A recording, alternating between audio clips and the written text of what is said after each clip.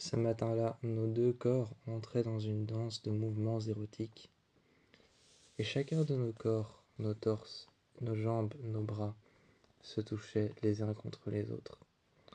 On était en train d'entrer dans une sorte de danse érotique quand j'ai senti mon torse contre le tien.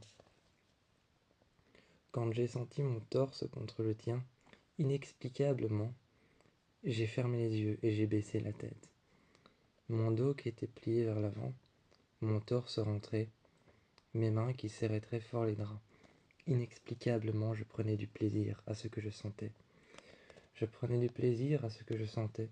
Je prenais du plaisir à la manière dont tu me serrais le corps, à la manière dont tu me prenais par les côtes. Je prenais du plaisir à te sentir à l'intérieur de moi. Je prenais du plaisir à ce que tu sois tout contre moi. Je sentais ton corps, ton torse. Je sentais ton torse contre mon dos. Moi, j'avais les yeux fermés, la tête rentrée. De temps en temps, cette douleur, inexplicablement, j'y prenais du plaisir à la ressentir. Alors je mettais mes bras en avant, pliés devant moi. Pliés devant moi, je posais ma tête dessus, et je fermais les yeux. Je serrais les dents, certes, je ressentais cette douleur, je serrais les dents. Je regardais devant moi, un léger sourire en coin, mais je sentais encore cette douleur. Je sentais encore cette douleur, un léger sourire en coin. Je me regardais dans le miroir sur le côté, avec toi qui était en train de me tenir et qui passait par-dessus mon dos. Mon dos était plié vers l'intérieur, certainement la position de ma colonne vertébrale en arc de cercle. Certainement la position de ma colonne vertébrale devait être en demi-arc de cercle plié très fort vers l'intérieur, et mon torse était rentré. Mes mains étaient serrées sur les draps, très très fort à tel point que je pouvais sentir mes ongles faire du bruit contre les draps. Je pouvais sentir le tissu en dessous de mes ongles qui était en train de frotter très fort, qui était en train de frotter très fort le tissu. Et je sentais mes mains qui cherchaient à s'accrocher au tissu, qui cherchaient à s'accrocher au matelas, qui cherchait à s'accrocher au lit. Contre la vitre, je l'ai pris contre moi, et je lui ai griffé le dos. Je lui ai agrippé le dos. En remontant mes mains, j'ai laissé mes ongles contre sa peau. Son dos devait être couvert de marques rouges, de marques de griffures rouges. Sur le lit, il s'est mis sur moi, a passé ses jambes. Il a passé ses jambes sur mes jambes. J'ai senti ses pieds contre mes pieds, ses jambes contre mes jambes. Il s'est mis contre moi, son bassin contre moi, a passé la couverture au-dessus de nous deux. Quand il a passé la couverture au-dessus de nous deux, je l'ai regardé. Il m'a embrassé. Je l'ai pris tout contre moi. J'ai regardé son visage. Je me suis un peu levé pour l'embrasser. Quand j'ai vu son visage, j'ai passé ma main dans son cou. Je l'ai tenu par le cou. J'ai passé ma main dans son cou et j'ai tenu ma main sur son crâne. J'ai passé ma main dans ses cheveux. Je l'ai rapproché tout près de moi, le nez contre le nez, le front contre le front. Je l'ai regardé dans les yeux et je lui ai dit « Dis-moi que tu m'aimes, dis-moi que tu m'aimes. Dis-moi que mes yeux sont beaux, dis qu'ils sont sublimes. Dis-moi que tu m'aimes. » Et tu as répété « Je t'aime, je t'aime, je t'aime. » Je pouvais l'entendre dans ta voix et tu me répondais en m'embrassant. En m'embrassant, tu me répondais que mes yeux étaient magnifiques, qu'ils étaient sublimes et extraordinaires. Je te resserrais contre moi encore et je te tenais par les côtes. Je te tenais par les cheveux. Ma main dans tes cheveux. Je gardais ma main sur ta tête et sur ton cou. J'étais en train de te tenir par les cheveux et je me suis mis derrière toi. Je pouvais sentir ton dos et voir ton dos recouvert des marques que je t'avais faites en m'agrippant à ton dos. Lorsque j'étais en train de m'agripper à ton dos, de m'agripper à toi, à tes côtes, j'avais remarqué les marques rouges qui y étaient restées. Je t'ai demandé que plus tard, si ça te faisait mal, si tu sentais encore quelque chose. Tu as regardé ton dos dans le miroir et tu as dit « Ça m'irrite un peu, mais rien de plus. » Ensuite, tu es venu à côté de moi, nous nous sommes regardés, avec un sourire en coin. Nous étions en train de redescendre, de faire une redescente d'orgasme, après avoir fait l'amour, brutalement, Un amour qui était peut-être brutal, mais le temps d'un amour brutal, le temps d'avoir fait l'amour si, le temps d'avoir fait l'amour si passionnément, frôlant l'érotisme, cela m'avait excité, je l'avoue. Mais tout ce ressentiment qui frôlait l'érotisme, et qui frôlait même un peu le sadomasochisme, me donnait envie d'en faire plus, me donnait envie d'en faire plus avec toi, d'aller plus loin. Je t'ai pris contre, je t'ai pris contre moi sous la couverture. Je t'ai regardé dans les yeux. J'ai mis ma main dans tes cheveux. Je t'ai embrassé, et encore une fois je t'ai dit, dis-moi que tu m'aimes, et je me suis accroché à tes côtes. En ouvrant les yeux ce matin-là, j'étais encore couché. J'étais encore couché, mais quand je me suis mis assis au bord du lit, quand je me suis mis assis au bord du lit, j'ai alors senti autour de moi l'impression, j'ai senti autour de moi l'impression que l'air était plus pur que d'habitude. J'ai senti l'impression que l'air était plus pur que d'habitude, qu'elle était beaucoup plus, qu'elle était beaucoup plus sereine. Alors alors au bord du lit, j'ai pris le temps, j'ai pris le temps de respirer un peu. J'ai pris le temps de respirer un peu au bord du lit. J'ai passé mes, j'ai passé mes mains sur mes yeux. En passant mes mains sur mes yeux, sur mon visage, j'ai levé la tête. J'ai bombé le torse. J'ai bombé le torse, gonflé mes pectoraux. J'ai gonflé mes pectoraux d'air, bombé le torse. Je me suis un petit peu penché sur le côté pour voir un peu le sol. Mes chaussures étaient par terre. Des baskets noires. J'ai enfilé un jeans, j'ai mis un t-shirt. J'ai mis un t-shirt, j'ai enfilé un jeans. Je me suis alors rincé le visage. Même chose, j'ai passé mes mains sur mon visage. Je me suis regardé, je me suis regardé dans le miroir. L'air qui me paraissait si pur est soudainement devenu énormément lourd. L'air qui me paraissait si pur est soudainement devenu énormément lourde, comme un poids sur les épaules. Comme un poids sur les épaules, comme un poids qui était en train de m'écraser l'épaule, qui était en train de m'écraser les épaules. Je pouvais sentir ce poids. Je pouvais le sentir partout autour de moi. Alors j'ai décidé de lever la tête. Et j'ai décidé de me mettre debout. Debout, je me suis mis à genoux. Et j'ai pris mes chaussures. Je les ai enfilées. Et j'ai été voir à la terrasse. J'ai fait glisser la porte sur le côté. Et j'ai remis les rideaux. J'ai remis les rideaux comme ils étaient. Des rideaux beige. Des rideaux beige. Beige foncé.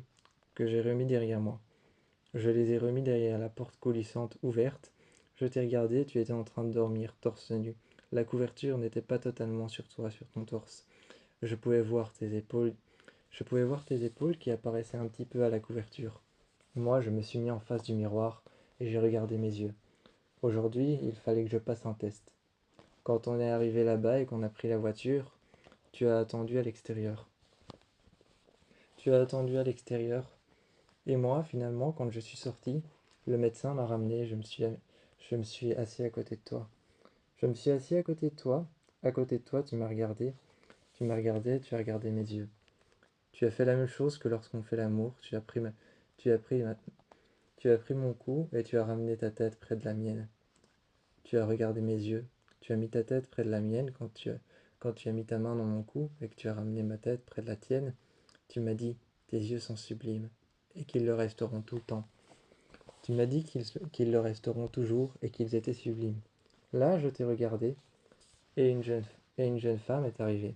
Cette jeune femme avait en main un dossier. Ce devait être le mien. Ce devait être le mien, les résultats. Elle m'a regardé, elle m'a dit, excusez-moi, je suis vraiment désolé. Elle m'a rendu les résultats et elle m'a dit que j'étais positif. Elle m'a dit que j'étais positif à tous les résultats.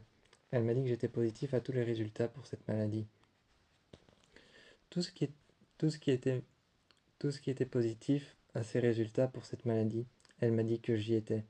Elle m'a dit que je concordais parfaitement avec avec le moindre symptôme que cette maladie avait, que cette maladie faisait à mes yeux. Elle a dit que je concordais parfaitement à chacun des symptômes. Chacun des symptômes donnés et qu'on avait essayé d'écarter, chacun des symptômes qu'on avait écartés ou alors qu'on avait apporté pour pouvoir voir si je l'avais ou si je ne l'avais pas. Elle m'a dit que c'était Elle m'a dit que c'était génétique, que c'était dans mes gènes, et que ça m'avait été donné que ça m'avait été donné de manière hérétique. Ça avait été donné de manière héréditaire. De manière héréditaire, ça me l'avait été donné. Ensuite, j'ai compris alors que ça avait peut-être aussi sauté une génération. Mais quand on t'informe de ce genre de choses, généralement, tu n'en ressors pas indemne. T'en ressors toujours avec une petite fêlure, t'en ressors toujours avec une petite fêlure qui peut faire la taille juste d'un ongle. Mais cette petite fêlure a beau être minuscule, elle te marque à jamais. On n'en sort jamais indemne de ce genre de choses. Même si c'est héréditaire, et même si ça a sauté une génération.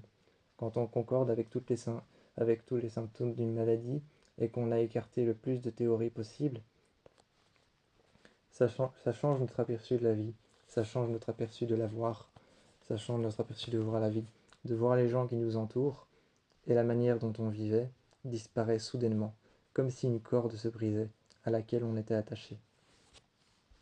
C'est pas le genre de choses auxquelles on s'accommode facilement. Notre cœur peut vite être séparé en deux parties, le doute ou la peur. Notre cœur peut vite être séparé en deux parties, le doute ou la peur.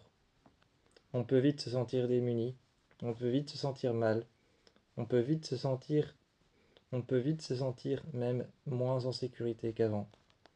Quand on, quand on commence à apprendre ce genre de choses, quand on commence à apprendre qu'on a ce genre de choses, et qu'on nous dit ça, on nous apprend qu'on a quelque chose, et que cette ligne devant nous qu'on avait depuis le départ se brise, cette ligne à laquelle on était attaché, sur laquelle on était en train de marcher, cette ligne qui nous paraissait si solide auparavant, au moment où elle se brise, où elle éclate en plein de petits morceaux, comme si une balle venait percuter un miroir, en plein milieu du centre de ce miroir, et qu'il éclatait en plein de petits morceaux. J'étais sur le lit, les jambes pliées, j'étais sur le lit, les jambes pliées contre moi. J'avais mes bras autour de mes jambes, et j'avais la tête entre mes jambes, la tête baissée, les yeux fermés. Je n'ouvrais pas les yeux, et j'étais dans le noir. Tu as allumé la lumière et tu es venu près de moi. Tu m'as rassuré en me disant que les yeux qui sont normales. Tu m'as rassuré en me disant que les yeux normales, c'est tellement barbant. C'est tellement barbant un œil normal. C'est tellement barbant un cercle et c'est tellement barbant un cercle et une pupille noire. Ensuite, tu m'as dit que les yeux normaux, comme ils étaient tellement barbants, tu m'as dit que tu préférais les miens. Alors tu m'as regardé et tu as continué à répéter ça. Tu as répété ça de toutes manières différentes. Tu étais à côté de moi, couché, et t'as dit un cercle, un rond. Un cercle, un rond noir et un petit reflet blanc dans les yeux. Un petit reflet blanc, un petit point blanc dans les yeux. Un petit point blanc dans les yeux. C'est tellement original, c'est tellement basique. Tu t'es mis à côté de moi et t'as dit, et puis il existe plein de couleurs différentes. Mais c'est toujours les mêmes, il existe plein de couleurs différentes. Il existe du brun, il existe du bleu, il existe des personnes même avec des yeux gris. Il existe des personnes avec des yeux bruns, verts ou gris. Il existe des personnes avec plusieurs couleurs à l'intérieur. Il existe des personnes avec deux yeux de différentes couleurs, ou des personnes avec des yeux de différentes couleurs à l'intérieur de leur iris. Peu importe le pigment, tu m'as regardé. Peu importe la couleur, les pigments qu'il y a à l'intérieur de ton œil. Tu m'as dit, ça reste tout aussi basique. Tu es resté près de moi et tu as commencé à me parler, en me disant que les miens étaient beaucoup plus beaux que tous ceux qu'il y avait. Je me sentais rassuré, mais en même temps, tout ce que tu disais, tu en parlais comme si tu en faisais un commentaire. Tu en parlais comme si tu faisais un commentaire et que ce commentaire, c'était plus ou moins de la moquerie. Comme si ce que tu disais, c'était plus ou moins de la moquerie, comme si tu te moquais des personnes qui avaient des yeux complètement normaux. Il n'y a qu'un peu, il n'y a qu'un peu pourcentage qui a les yeux verts, un peu pourcentage qui a les yeux bruns et un pourcentage énorme qui ont des yeux bleus. Il y a un pourcentage énorme de personnes qui ont des yeux bleus. Et, et il y a un personnage. Et il y a un pourcentage aussi encore plus énorme de personnes qui ont des yeux bruns. Un peu pourcentage de ceux qui ont des yeux verts. Et ça, tu m'en avais parlé. Et tu m'as dit que c'était tellement basique et que même si le pourcentage était de peu pour les yeux verts, de peu pour les yeux bleus et énorme pour les yeux bruns, tu m'as dit que c'était toujours les mêmes couleurs. Alors je suis resté là. Et finalement, j'ai souri et j'ai ouvert les yeux. et je me suis rendu compte que c'est vrai, mes yeux avaient beau être différents, ils étaient magnifiques. Je t'ai regardé et ce soir-là tu m'as embrassé en me disant que c'était ce qui faisait mon unicité, ma différence. Sur la plage, tu marchais devant moi. Tu marchais devant moi, mais à cause de ce que j'avais aux yeux, je voyais des flashs de lumière. Parfois je voyais dédoubler, parfois je voyais dédoubler, ou alors j'avais des flashs de lumière devant moi. Alors je t'ai appelé, même si je ne savais pas trop où est-ce que tu te trouvais à cause des flashs de lumière qui revenaient souvent. Je t'ai demandé, je t'ai demandé de marcher à côté de moi et de me tenir la main. Tu es venu près de moi et tu m'as tenu la main. Pour faire encore plus sentir ta présence, tu es arrivé à côté de moi, tu m'as pris la main. Tu m'as pris la main, tu as glissé tes doigts entre mes doigts, entre ma main. Et là, j'ai serré ta main, je savais que tu étais à côté de moi. On a commencé à marcher et tu as posé un épaule contre la mienne. Tu as posé ton dos contre le mien. Tu es resté là, près de moi, on est resté au milieu de la plage. Et tu t'es mis derrière moi, j'ai senti ton torse contre mon dos. J'ai senti tes pectoraux contre mes omoplates. J'ai senti ton ventre. J'ai senti ton ventre contre mon dos. Tu m'as pris par les côtes. Tu m'as pris par les côtes et tu t'es remis à côté de moi. On a marché et tu m'as dit, tu verras. Tu vas sentir l'humidité et peut-être que tu sentiras autour de toi quelque chose qui t'oppresse. Tu m'as dit que ce n'était rien de grave. À ce moment-là, j'avoue que je voyais flou. Je voyais flou, mais je ne te l'ai pas dit. J'ai préféré te laisser imaginer que je voyais encore des flashs de lumière. Mais je ne voyais pas que des flashs de lumière. Parfois c'était des flashs de lumière, très souvent. Parfois ma vision se dédoublait, à cause des plusieurs pupilles que j'ai dans mon œil. Parfois ma vision devenait floue et je ne voyais plus rien. Comme quand on a mal frotté une vitre et que cette vitre est toute floutée à cause du savon qui a séché dessus. C'est la même chose, là je voyais flou, et on est rentré à l'intérieur de cette chose, qui devait être certainement une petite fissure ou alors une énorme grotte. Ce devait être une énorme grotte, une énorme cavité qui devait être remplie de sable avec un petit fond, avec un petit récif marin, avec un petit récif marin, avec un petit fond marin, peut-être même quelques coraux qui étaient accrochés aux parois, et on a marché. Tu m'as tenu la main et on a avancé. Plus on avançait, plus j'avais l'impression que les murs se rapprochaient de moi. Enfin, les murs, façon de parler. J'avais l'impression que les parois rocheuses se rapprochaient de plus en plus de moi. J'ai posé ma main sur l'une des parois rocheuses. Les parois rocheuses, la roche était complètement humide et couverte de petites gouttelettes d'eau. J'ai alors pris ta main et j'ai senti que ta main était humide aussi. Tu avançais et tu as pris ma main, que tu as laissée contre le mur. Con- Tu as pris ma main que tu as laissée contre les parois rocheuses, et tu as dit, laisse glisser ta main contre la mienne. Laisse glisser ta main sous la mienne.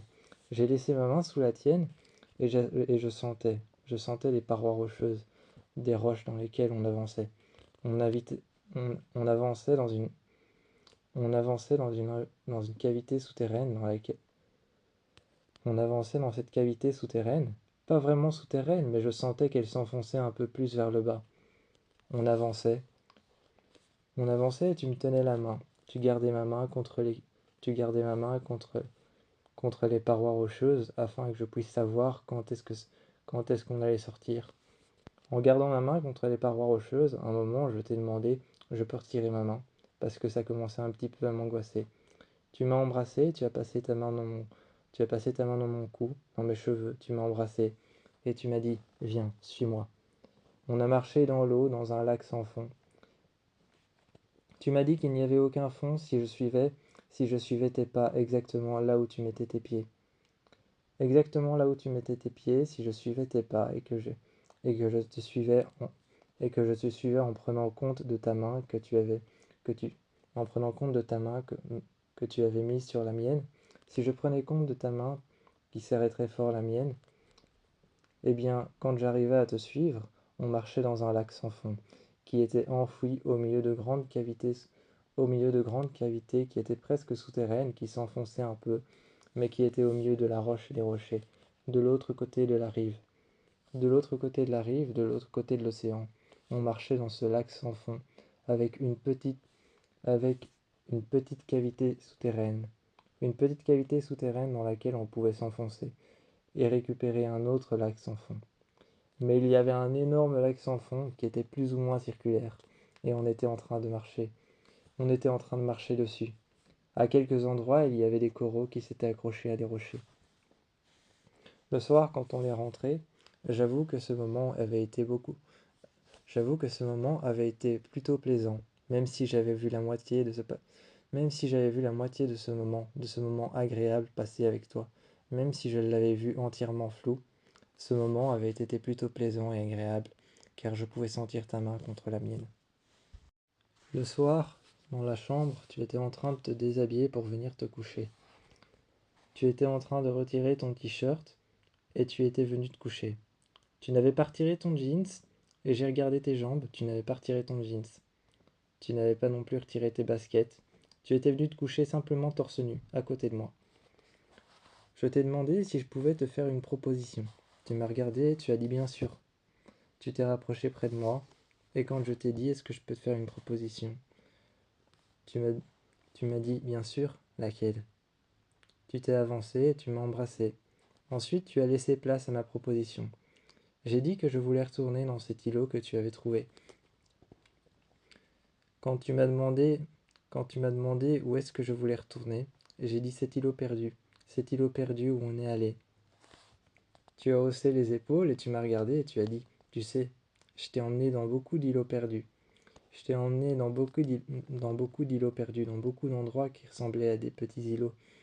Je t'ai emmené dans beaucoup d'endroits comme ça. Lequel? Tu m'as demandé où est-ce que je voulais retourner. En haussant les épaules avec un petit sourire en coin, En haussant les épaules avec un petit sourire en coin, tu m'as demandé lequel, et moi je t'ai dit, torse nu, en retirant mon t-shirt sur le lit, je me suis approché de toi, je t'ai embrassé. Passant ma main sur le bas de ton ventre, j'ai dit, avec le lac qui n'a pas de fond. Le lac qui n'a pas de fond, c'est là que je veux retourner. Celui qui se trouve prisonnier entre les montagnes. Celui qui est prisonnier entre les montagnes. On est allé là-bas et on a fait l'amour dans l'eau. On a fait l'amour dans l'eau, on s'est couché dans le sable. J'arrivais à sentir le mouvement de tes jambes sur les miennes et le mouvement de mes pieds qui était contre les tiens. Le mouvement de mes jambes qui glissaient contre les tiennes et nos jambes qui glissaient contre le sable et l'eau qui passait au-dessus du sable. L'eau qui passait au-dessus du sable comme l'eau qui passait au-dessus du sable et qui donnait l'impression de flotter au-dessus du sable comme de l'huile au-dessus de l'eau. Ça donnait cette impression-là, cette impression que l'eau passait au-dessus du sable, comme de l'huile flotterait juste au-dessus de l'eau. J'étais, J'étais en train d'embrasser ton corps, tes épaules, tes bras. J'étais en train d'embrasser ton ventre. J'étais en train d'embrasser tes pectoraux. Et puis ensuite, je t'ai embrassé toi. Je t'ai embrassé et on est resté là, couchés dans l'eau, habillés. Nos vêtements étaient complètement mouillés et nous étions dans l'eau. Évidemment, c'était un lac sans fond. C'était un lac sans fond et il devait y avoir certainement quelques centimètres d'eau et pas plus. Peut-être de microscopiques poissons que nous n'avons pas encore remarqués, qui devaient être blancs. Parce que ces grandes montagnes rocheuses, ces grandes montagnes rocheuses sur lesquelles il n'y avait pas de verdure, cachaient toute lumière du soleil. On était éclairé, on était éclairé simplement par une énorme lumière blanche qui passait par au-dessus. Mais sinon, ces énormes montagnes rocheuses cachaient la lumière du soleil. La lumière ne pouvait venir que de au-dessus, pas du sud, de l'ouest ou de l'est, mais elle venait seulement d'au-dessus. Le lac était éclairé, mais aucune lumière ne venait des côtés. Un moment, nous sommes allés dans un îlot et on a marché. On a marché tout le long. On a marché tout le long, moi dans mon dos, je sentais encore les caresses que tu m'avais faites, et ça me rassurait. Ça me rassurait surtout d'avoir ta main dans la mienne. Lorsqu'on est rentré, je me suis endormi, tout en sentant que toi tu te rapprochais de moi, et que tu étais en train d'embrasser ma colonne vertébrale. D'abord, mais... D'abord tu as caressé mon dos, puis tu as embrassé mes épaules, encore une fois. Tu as embrassé mon dos, et puis, vertèbre après vertèbre, descendant le long de ma colonne vertébrale. Tu m'as embrassé, et je me suis endormi à ce moment-là. Plus tard, à minuit, je me suis tourné. Quand je me suis tourné, tu m'as regardé dormir, et tu t'es mis tout près de moi. Je me suis réveillé et j'ai regardé tes yeux. Ça ne m'a pas déplu de regarder tes yeux qui, eux, étaient normaux, pas comme les miens. Ça ne m'a pas déplu. Au contraire, ça m'a bercé et ça m'a endormi, parce que je savais que toi, tu les regardais différemment. Ce soir-là, tu m'as réveillé quand j'étais en train de dormir, et on a été dehors. On a été dehors, on a d'abord un peu marché dans l'eau, histoire de m'acclimater à ce que tu allais me faire découvrir. Histoire de m'acclimater à ce que tu allais me faire découvrir, tu as regardé le ciel, tu as levé les yeux. Et ensuite, un peu plus loin, j'ai remarqué de la lumière qui était juste sur les roches, sur le massif, qui était juste sur les roches, sur le massif rocheux, dans les montagnes. Dans les montagnes rocheuses, j'ai remarqué de la lumière. Tu as regardé, tu as regardé cet endroit un moment, et moi aussi. Ensuite, tu m'as pris le poignet, tu m'as pris la main. Tu m'as pris la main et tu t'es retourné vers moi. Tu m'as dit, viens. Je te voyais avec des flashs de lumière autour de toi. Je te voyais avec des flashs de lumière autour de toi qui m'aveuglaient un peu, qui m'empêchaient de te voir correctement. Tu m'as dit, viens, je t'emmène dans un endroit spécial. On a marché le long du massif rocheux. On a marché le long du massif rocheux. Ça glissait un peu, alors je devais m'accrocher aux parois. Mais même les parois glissaient. Même les parois des roches, les parois du massif rocheux glissaient un peu. Il y avait quelques racines qui ressortaient sur lesquelles je pouvais m'agripper, mais elles étaient tout autant humides que, que le massif rocheux et que les parois des roches. Sur le sol, ça glissait aussi, parce que quand l'eau montait, quand l'eau de l'océan était en train de monter, les vagues étaient en train de percuter ce massif rocheux. Ce massif rocheux était percuté par les vagues quand l'eau montait. Quand l'eau montait lors de la marée haute ou lors de la marée basse, les vagues venaient percuter cet endroit précis. On est monté, et à un moment j'ai senti une différence de température.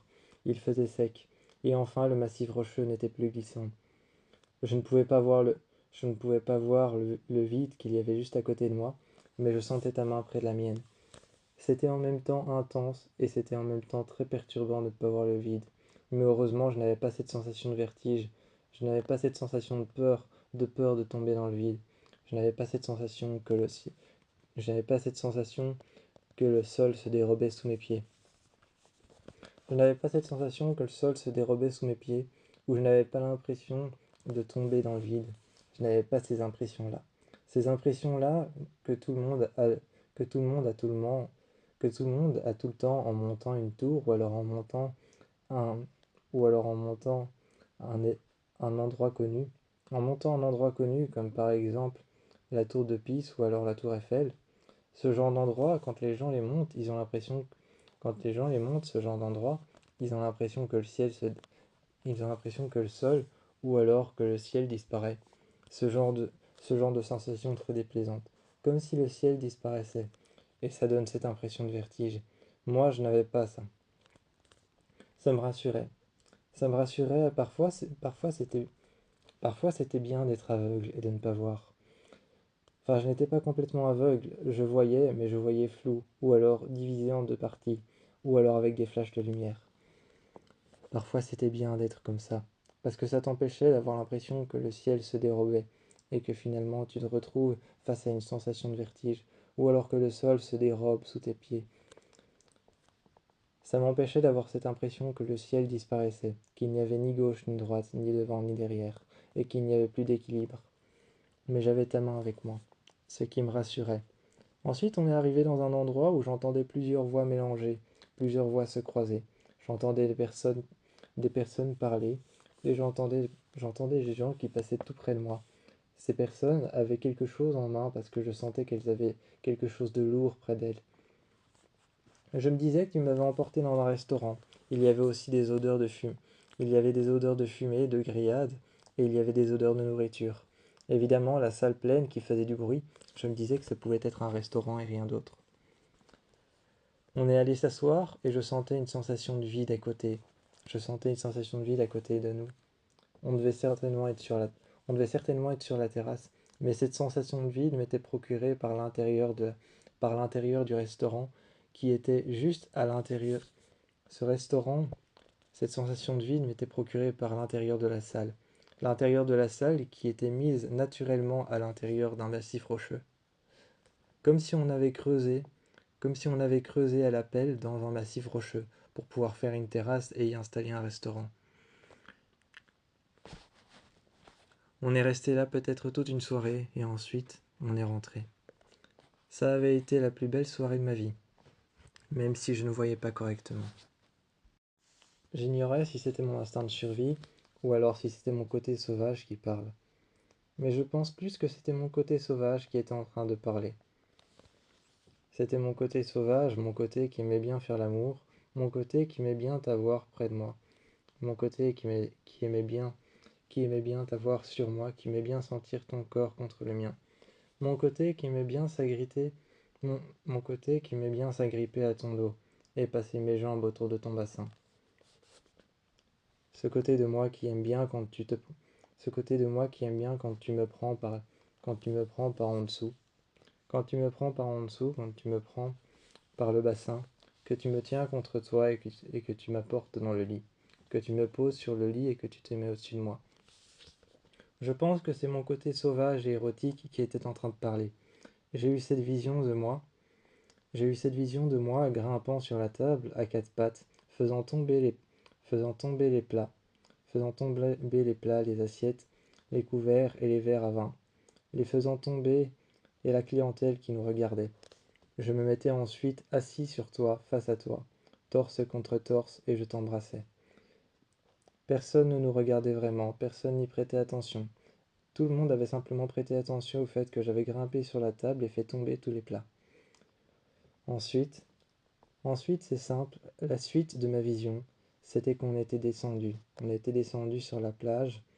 On était descendu sur la plage et comme la dernière fois, j'avais repris ce souvenir. Comme la dernière fois, j'avais repris ce souvenir de faire l'amour dans l'eau. Alors je ressentais une nouvelle fois autour de moi la mousse des vagues et les vagues qui se mettaient tout autour de nous. Nos corps, ton torse contre le mien, ton torse contre le mien, ton ventre contre le mien, tes épaules contre les miennes, tes épaules que j'embrassais, et toi qui embrassais mon cou et m'embrassais moi. Je sentais tout ça et la mousse des vagues qui venait se mettre dans mes bras qui longeaient les tiens et mes jambes qui longeaient les tiennes. Cette vision que j'avais eue pendant un court moment, j'ai cligné les yeux et j'ai repris mes esprits, et je t'ai regardé. Tout autour de moi, j'ai regardé la salle et la soirée a continué. Sur une location sur la plage, tu es venu près de moi et tu as commencé à passer tes mains sur mon t-shirt. Je me suis senti attiré par ton corps tout de suite. Je me suis retourné et j'ai passé mes mains contre ton corps. Je les ai descendues dans le bas de ton dos et je me suis rapproché de toi. Je me suis rapproché de toi et je t'ai embrassé. Finalement, tu m'as pris contre toi. Tu m'as pris contre toi en me tenant par en bas. J'ai passé mes jambes autour de ton bassin et on est allé dans le lit. On est allé dans le lit et là tu es resté au-dessus de moi, tu m'as embrassé, tu m'as dit que mes yeux étaient magnifiques et tu as rapproché ta tête de la mienne. Encore une fois, moi je t'ai pris contre moi. J'ai descendu depuis ton cou, depuis en haut de ta colonne vertébrale. J'ai descendu ma main le long de ta colonne. J'arrivais à sentir chaque vertèbre. Je t'ai embrassé encore une fois et je t'ai dit que je t'aime. Tu m'as regardé, tu m'as embrassé aussi, tu m'as dit que tu m'aimais et que mes yeux étaient sublimes. Ensuite, tu t'es mis à côté de moi. Alors que j'étais en train de te regarder, j'ai fermé les yeux parce que j'étais fatigué. Tu m'as dit, non, ouvre-les. Je veux les regarder, je veux les regarder toute la nuit. J'ai regardé la fenêtre, je me suis un peu levé, tu m'as demandé qu'est-ce qu'il y a.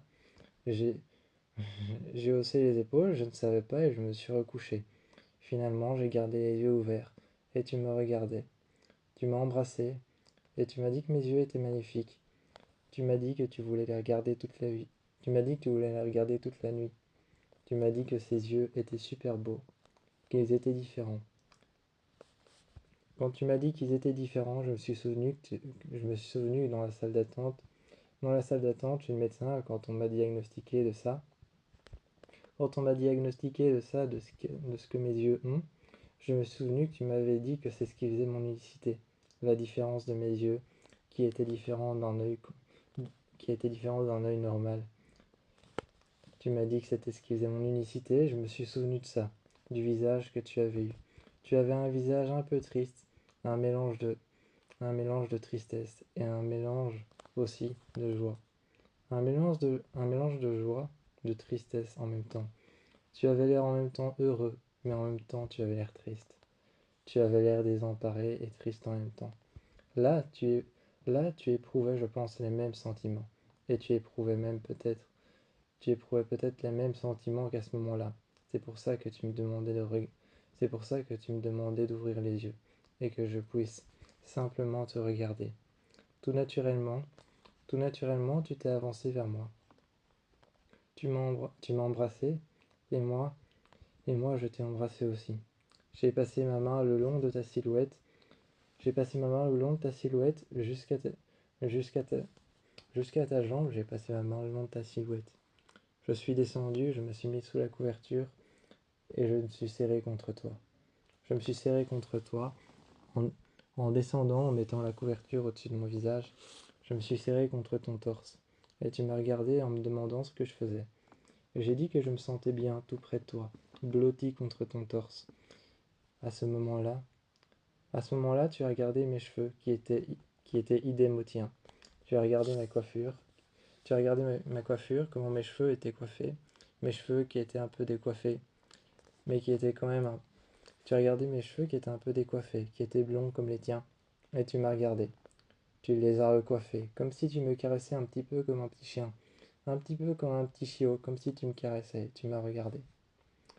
Tu es venu avec moi sous la couverture, et avec la couverture qui était éclairée par la lumière de la lune, il faisait noir en dessous, mais quand même un peu éclairé. Et tu restais là. On avait tous les deux cette lumière brillante dans les yeux. Je pense qu'on a passé la nuit à se regarder, à se parler, à se souvenir de ce qui s'était passé dans cette salle d'attente, et la manière dont tu m'avais regardé. Lors d'un concert de salle de musique, Lors d'un concert de salle de musique, des musiques tristes telles que Lana Del Rey, Emily Sandé ou encore Birdie, toutes ces chanteuses, toutes ces chanteuses s'étaient réunies pour un concert très spécial. Ce concert assez spécial, c'était une sorte de concert organisé en Amérique. C'était un concert organisé en Amérique où des gens se réunissaient pour écouter de la musique triste, mélodramatique, un peu du genre de Lana Del Rey. Moi, je prenais plus exemple sur Lana Del Rey qu'autre chose, moins sur Birdie que sur Emily Sandé. Emily Sandé avait de temps en temps avait de temps en temps des rythmes ou alors des sons un peu rythmés. Birdie, tant qu'à elle, elle était beaucoup plus rythmée, mais partait après dans un univers un peu triste et un peu plus lent. Mais ce n'était pas la musique qui nous intéressait. Nous, on était seulement venus ici pour se divertir. Mais lorsque la musique nous a entraînés vers autre chose, quand je me suis senti très attiré par toi lorsque Lana Del Rey est montée sur scène, je la sentais très connectée avec son public. Je la sentais très connectée avec son public. Elle portait une grande, Elle portait une grande et belle robe noire et blanche, et elle avait des cuissardes en cuir. Elle se mettait toujours, Elle se mettait toujours à genoux sur la scène, à genoux, un genou à terre et une jambe pliée, toujours sur la scène. Elle se mettait accroupie et venait voir ses fans au bord de la scène. On entendait les filles on entendait les filles et le monde qu'il y avait devant elle qui était en train de hurler, de crier. De, on- Toutes ces personnes qui chantaient ses louanges, on les entendait. Nous, on se préoccupait sur le côté. Nous, on se préoccupait sur le côté simplement de boire un verre avec des personnes qu'on avait rencontrées. Avec des personnes, des filles qu'on avait rencontrées, ou alors des garçons, un couple qu'on avait rencontré. On se préoccupait simplement de boire un verre, et sur le côté, sans trop être dans la foule, on buvait un verre ensemble. Mais peu de temps après, quand, Peu de temps après, quand elle a changé d'album, peu de temps après, quand Lana Del Rey a changé d'album, cette chanson a commencé à nous enivrer, nous deux. Nous deux, cette chanson a commencé à nous enivrer. On est allé derrière la scène, là où Lana Del Rey était en train de chanter sa chanson. Elle était en train de chanter une chanson qui se nomme... Elle était en train de chanter une chanson du nom de Young and Beautiful. Et cette chanson qu'elle a chantée, quand on est allé derrière, Young and Beautiful, cette chanson qu'elle avait chantée, une fois qu'elle était finie, tu m'as embrassé. Je ne sais pas si c'est le rythme ou alors les paroles qui m'ont enivré, mais j'avais juste envie de t'embrasser. Ton corps contre le mien, ton corps contre le mien, j'ai passé ma main sous ton t-shirt. J'ai passé ma main sous ton t-shirt devant, et ensuite j'ai passé mes mains sous ton t-shirt en passant par ton col. En passant par le col de ton t-shirt, au-dessus, j'ai passé mes mains dans ton dos, dans le bas de ton dos, que j'ai remonté ensuite. Je me suis agrippé à toi. On faisait un petit peu bouger la scène, mais ça ne devait pas se sentir. Sûrement que l'artiste sur la scène, la Del Rey, ne devait pas le sentir. Et on se regardait et on était un peu en train de rire, un peu en train de sourire, parce qu'on faisait bouger la scène et qu'on était en train de s'appuyer contre le mur. Mais ce soir-là, j'avais fort envie de toi. J'avais fort envie de toi et fort envie que tu m'embrasses. Et chaque fois que tu m'embrassais, ça me faisait un frisson dans le dos. Je sentais les poils de mes bras s'hérisser et je te prenais contre moi. Tu venais de te déshabiller pour aller prendre une douche et tu es revenu. J'arrivais à sentir encore l'odeur du shampoing, du gel douche et j'arrivais aussi à sentir quand tu t'es mis au-dessus de moi. Tu n'as pas enfilé de jeans, tu n'as pas enfilé de jeans, tu as juste mis un t-shirt. Tu as juste mis un t-shirt, un boxer noir et tu es venu au-dessus de moi. Quand tu as mis un boxer noir, tu es venu au-dessus de moi, tu m'as regardé. Tu m'as embrassé, mais j'ai vu que tu m'as regardé un long moment dans les yeux. Un moment qui a dû durer peut-être 4, 5 secondes. 5 secondes, 4 secondes, tu m'as regardé dans les yeux. Mais j'ai vu que c'était un regard d'admiration, un regard d'admiration. Tu m'as regardé dans les yeux, et ensuite tu m'as embrassé. Tu as posé délicatement tes lèvres sur les miennes. J'ai senti tes lèvres chaudes et humides contre les miennes. Ensuite, quand tu m'as embrassé, tu t'es mis contre moi. Tu t'es mis contre moi et tu as commencé à me parler. Tu as commencé à me parler et tu me disais, tu me disais est-ce que je voulais avoir un enfant. En me demandant si je voulais avoir un enfant, je t'ai regardé. Je me suis appuyé contre, je me suis appuyé contre le dossier du lit et j'ai dit comment ça un enfant. J'ai redressé la couverture, j'ai redressé la couverture plus bas au pied du lit et je t'ai dit comment ça un enfant. Je me suis appuyé sur le côté, je me suis appuyé sur le flanc droit et je t'ai regardé. Tu m'as dit un enfant? Tu veux pas qu'on ait un enfant? J'ai été à la fenêtre. J'ai été à la fenêtre et je t'ai regardé. Et j'ai dit comment ça un enfant? Je me suis assis par terre je me suis assis par terre à la terrasse et tu t'es assis en face de moi et tu as dit un enfant. Est-ce que tu veux qu'on ait un enfant? Ce soir-là sur la terrasse, sur un des transats, tu t'es mis au-dessus de moi et tu as dit tu veux pas qu'on ait un enfant? Finalement, j'ai regardé ton visage, j'ai regardé tes cheveux, comment ils étaient coiffés. J'ai regardé chaque trait de ton visage. Je suppose que je suppose que quand tu m'avais regardé à ce moment-là, en me faisant exactement le même regard, tu attendais une réponse. Une réponse qui était peut-être celle que tu voulais entendre. Un oui. Mais moi, je n'étais pas encore sûr. Alors je t'ai regardé. Je t'ai embrassé et j'ai dit oui. Parce que il était vrai que quelque part, j'avais un peu peur. Quelque part, j'avais un peu peur, mais je ne voulais pas qu'on me rassure. Je ne voulais pas qu'on me rassure, je ne voulais pas être rassuré. Je voulais confronter ça tout seul. Alors je t'ai dit oui, je t'ai dit absolument. Je t'ai pris dans mes bras, on a été sur le lit, et tu m'as dit on va avoir un enfant. On a pris la décision d'avoir un enfant. À ce moment-là, je t'ai dit oui, on aura un enfant. Tu as ouvert ton PC, tu as commencé à regarder. Tu as commencé à regarder et tu as ouvert ton PC. Et je t'ai demandé tu fais quoi? Tu m'as dit je regarde pour avoir un enfant. Tu es arrivé alors, tu es arrivé sur un dossier. Un dossier qu'on t'avait envoyé, qu'une personne, une femme t'avait envoyé un dossier d'un jeune enfant parce que tu Tu m'avais expliqué quand tu as fermé ton PC que tu avais été voir des enfants tout seul. Tout seul, tu avais été voir des enfants et que tu voulais me poser la question seulement plus tard. Tu t'étais présenté comme étant seul et comme, et comme ayant, et comme ayant aussi un compagnon. Tu t'es présenté là-bas et tu as été voir les enfants. Un dossier t'avait été envoyé parce que ça avait bien fonctionné entre toi et lui. Tu m'as montré le dossier, tu m'as montré des photos de lui, comment il s'appelle, quel âge il a. Là, je t'ai regardé et on est resté ensemble peut-être 2, 3 minutes à parler de lui. Et on a accepté tout de suite. Tu as appelé, tu as appelé l'endroit, tu as appelé l'endroit où il se trouvait, un ancien couvent qui a été repris, qui n'est plus dirigé par des bonnes sœurs, mais qui est dirigé par une secrétaire, des femmes et des femmes qui s'occupent des enfants. Tu les as appelés et tu as dit que ça y est, on avait pris une décision pour adopter le petit. Lorsqu'on a pris cette décision, tu as sorti son nom comme ça. Et je ne savais pas qu'il avait je ne savais pas qu'il avait un nom. Je me disais bien qu'il devait en avoir un, parce qu'il n'a pas été. Je me disais bien qu'il devait en avoir un et il n'a pas été laissé dans un orphelinat comme ça. Alors quand tu as sorti son nom, Célestin, je me suis demandé une seule chose. Est-ce que c'est son vrai nom ou alors un nom qu'on lui a donné là-bas?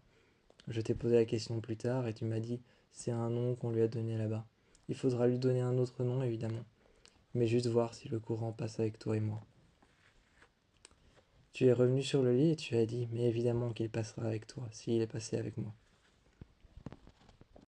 Le matin, je t'ai trouvé sur la terrasse. Tu avais l'air en même temps heureux et en même temps un peu stressé. En même temps, tu avais l'air anxieux, mais en même temps heureux. Je suis arrivé près de toi et je t'ai pris par le bas du ventre. J'ai monté mes mains le long de ta silhouette. J'ai monté mes mains et je les ai posées sur tes épaules. Enfin, je les ai posées sur tes pectoraux et je t'ai dit ça va, tout va bien? J'ai posé ma tête sur tes épaules. Je t'ai embrassé. D'abord en dessous, dans le cou. Ensuite, en dessous de l'oreille. Et puis je t'ai embrassé sur la joue. Et ensuite, je t'ai embrassé sur la bouche. Je t'ai demandé si tout allait bien et tu m'as regardé. Tu as dit chut, je suis en train de parler avec la dame. Je t'ai demandé quelle dame et tu m'as dit la dame de l'adoption. La dame qui s'occupe de l'adoption, qui s'occupe de l'enfant qu'on va adopter. Là, je t'ai regardé et je me suis assis. Je ne sais pas pourquoi j'ai pris un air anxieux comme toi, mais tu t'es assis à côté de moi et tu m'as dit qu'il n'y avait rien à craindre, qu'il n'y avait pas à s'en faire. Il n'y avait pas à s'en faire, il n'y avait rien à craindre. J'avais pris un air anxieux comme toi, mais j'attendais tout simplement que tu aies fini. À un moment, j'ai entendu une voix d'enfant. J'ai entendu une voix d'enfant au téléphone. Quand j'ai entendu cette voix d'enfant au téléphone, tu m'as dit tu m'as dit que la dame qui s'occupait du jeune enfant venait de lui passer le GSM. Tu étais en train de lui parler et tu m'as dit, tu veux lui parler? Elle vient de me passer l'enfant. Elle vient de me passer le petit Célestin. Alors j'ai pris le téléphone et ça me faisait tout bizarre de parler à un enfant que je ne connaissais pas, que je n'avais pas encore vu, seulement en photo. Mais ça me faisait tout bizarre de lui parler et de savoir qu'ensuite il allait être mon fils, simplement en signant quelques papiers. Je t'ai redonné le GSM et finalement, on a pu y aller. On a pu y aller, on a signé quelques papiers, on nous a donné le papier d'adoption avec sa date de naissance. On nous a donné un papier d'adoption qu'on a signé, un papier sur lequel il était écrit nom, date, naissance et sur lequel on pouvait choisir un nom.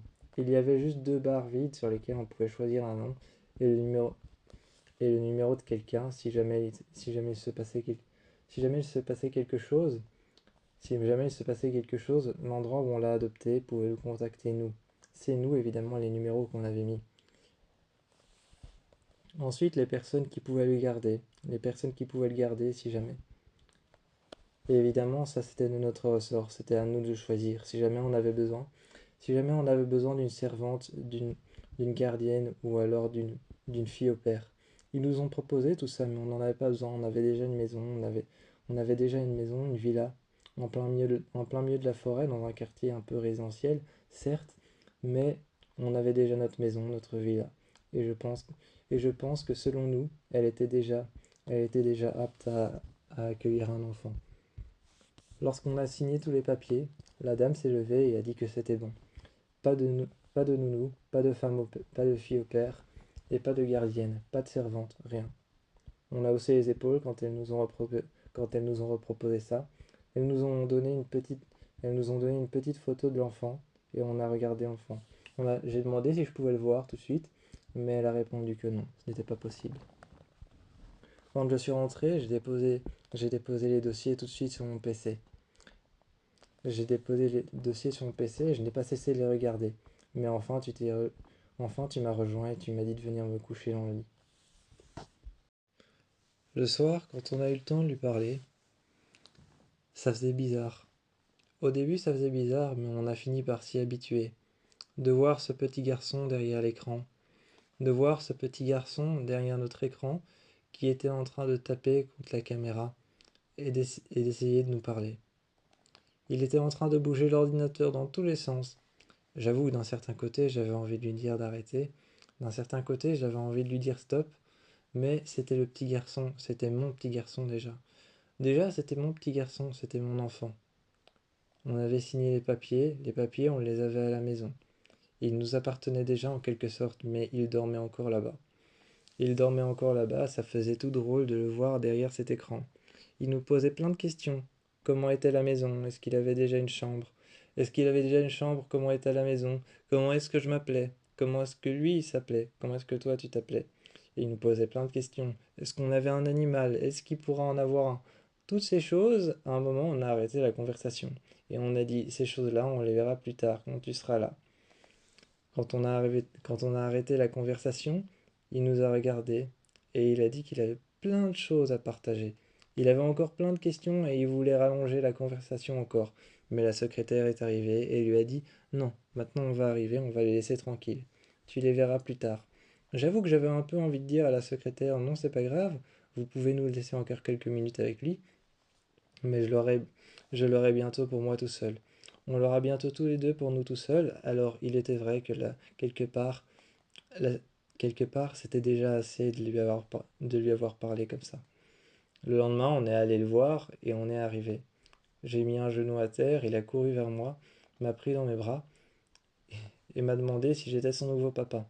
Je lui ai dit oui, j'étais son nouveau père, son nouveau papa.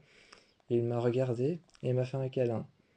Je pouvais sentir qu'il était plein de joie, qu'il était même voir très très content de me voir. Moi aussi, je me suis mis à terre à côté de toi. Je me suis mis à terre à côté de toi, un genou à terre, il est venu près de moi et m'a pris dans ses bras aussi. Il m'a demandé ce que j'avais aux yeux et je lui ai dit rien de spécial. Mais quand il m'a demandé qu'est-ce que t'as aux yeux, j'ai vu qu'il avait remarqué que j'avais quelque chose. Mais son regard montrait qu'il me regardait comme quelqu'un de normal. Il me regardait comme quelqu'un de normal, comme si ce n'était pas la première chose qu'il avait vue. Généralement, quand on va dans la rue, qu'on marche dans la rue, main dans la main, il y a des personnes qui regardent qu'on marche main dans la main, simplement parce que nous sommes deux hommes. Ou alors, il y a des personnes qui regardent directement mon visage et qui sont un peu choquées de ce qu'ils voient, des yeux déformés. Mais lui, je l'ai vu, rempli d'amour et de gentillesse. Regardez mes yeux. Il a regardé mes yeux avec Il a regardé mes yeux avec un tel reflet brillant dans sa pupille et dans son iris que j'ai pu apercevoir dans son œil qu'il s'en foutait complètement que mes yeux soient différents, que mes yeux soient, que mes yeux soient mal formés et que mes yeux soient différents. Je me suis dit que ce garçon devait regarder des dessins animés toute la journée, peut-être pour s'occuper avec les autres enfants qui attendent d'avoir un père ou une mère, qui attendent d'avoir une famille. Et peut-être que lui, simplement, sa vision des choses, quand il voit un œil, quand il voit un œil, simplement sa vision de choses, c'est de, vo- c'est de voir les yeux qu'il voit dans les dessins animés qu'il regarde. Alors peut-être qu'il s'en fout. Il s'en foutait complètement. Il s'en foutait complètement. Pour lui, sa vision des choses était encore un petit peu abstraite. Sa vision du monde était encore un petit peu abstraite. On a toujours cette théorie que quand on est jeune, on voit les, on voit les choses de manière un peu plus colorée. Les lumières sont beaucoup plus vives. On découvre avec attention le moindre détail, les moindres choses qui nous entourent. Alors pour lui, peut-être que c'était comme découvrir pour la première fois des yeux comme ça. Pour lui, c'était simplement un petit détail de la vie tout inoffensif qu'il était en train de découvrir. Mais rien de plus. On l'a regardé, on lui a dit au revoir, et on est parti. J'avoue que ça me fendait le cœur de le laisser tout seul mais quand il s'est installé, que je l'ai vu par la fenêtre s'installer devant la télé et regarder l'écran. Ça ne m'a pas fendu le cœur parce qu'il s'était trouvé tout de suite après une occupation, comme s'il avait rangé dans un coin de sa mémoire qu'il savait qu'il allait être avec nous. Je suis arrivé dans cette pièce avec des petites boîtes. Je suis arrivé dans cette pièce avec des petites boîtes, une qui était rouge, une qui était orange, et elles avaient tous un dessus, des boîtes en tissu. C'était des boîtes en tissu dépliables. Je les ai installées, je les ai dépliées. Et toi, derrière moi, t'étais déjà en train de mettre du scotch sur les murs. Tu étais en train de poser du scotch jaune contre les murs, contre chaque côté des murs et juste autour des cordes. Juste autour des portes, tu étais en train de poser, juste autour des portes, tu étais en train de poser du scotch. Moi, j'étais en train d'installer des cordes sur le côté. Ces cordes allaient nous servir à attacher de nombreuses photos qu'on allait faire avec lui. J'avais déjà installé des pinces et les cordes, je les attachais au sol et au plafond, avec avec des sortes de petites vis et écrous, des sortes de petits harnais qui tendaient les cordes, des grosses cordes assez solides, pas en métal, pas en métal, mais des cordes normales. Ces cordes en ficelle assez solides, je les accrochais les unes aux autres. C'étaient des grosses cordes, pas des toutes petites, pas des cordes de pêche, mais juste des énormes cordes et je les accrochais. J'y déposais un appareil photo, juste par terre, un vieux Polaroid. Un vieux Polaroid que j'avais déposé par terre. Ensuite, juste à côté, j'avais toute une série de plaques en métal sur lesquelles il était écrit, sur lesquelles il y avait des inscriptions. Toute cette série de plaques en métal, je les ai accrochées au mur. Je me suis retourné en te disant attention, ça va faire du bruit. Et là, je les ai accrochées. Toi, tu étais en train de déplier ces boîtes et tu posais une grande boîte en bois. Cette énorme boîte en bois poncé sentait encore le bois poncé. Ça sentait cette odeur de bois qui avait été passée au vernis, ou alors qui avait été passé au papier de verre. J'ai été voir cette boîte, j'ai ouvert la boîte, j'ai regardé à l'intérieur et on a rangé plein de vieux jeux de société qu'on a trouvés, et plein de vieux jeux pour enfants qu'on a mis à l'intérieur de plus petites boîtes en tissu. On a installé un lit, d'abord défait, qu'on a ensuite installé et qu'on a monté. Quand on l'a monté, on a mis du temps à apporter le matelas. On a fait la chambre, on a fait la chambre et ensuite on a fermé les rideaux. Les rideaux, on les a installés ensuite parce qu'il nous fallait une visseuse et visser les murs. On a retiré les bâches pour la peinture. La peinture, ça avait mis du temps. Ça avait mis du temps. Mais une fois que c'était fait, la peinture avait séché en une journée. Quand on est revenu, il nous a fallu mettre un vaporisateur d'ambiance parce que ça sentait vraiment la peinture. Ça sentait la peinture, cette odeur horrible de peinture qui est une odeur chimique et toxique. On a mis un vaporisateur d'ambiance peut-être pendant 1 heure, 2 heures, 3 heures et nous sommes restés dans le salon. Lorsque la chambre était prête, on a fermé les rideaux et allumé la lumière. On a levé la tête et on a regardé cette immonde lampe qu'il y avait au-dessus de nous. Un vieux lustre tout ancien qu'on a défait. Avec la visseuse encore ce soir-là, on a dévissé cette chose. On l'a jeté dehors en face. On l'a jeté dehors en face juste à côté des escaliers. Et ensuite, on a été chercher une lampe qui était beaucoup plus adéquate qu'on avait laissée dans le salon. Une lampe pour enfants qui était rouge, sur lesquels il y avait des motifs de voitures, des motifs de nounours et, et plein d'autres motifs. On l'a accroché, la chambre était prête d'au moins, pour un enfant d'au moins 4 à 5 ans. La chambre était prête. Il pouvait maintenant arriver, il pouvait maintenant arriver et se poser sur son lit comme il le voulait. Je me suis demandé alors pendant un instant, est-ce qu'il allait arriver avec des sacs, avec des affaires qu'il avait là-bas, ou alors est-ce qu'il allait arriver sans rien, et et que c'était de notre devoir de lui donner des affaires, des vêtements et tout ça.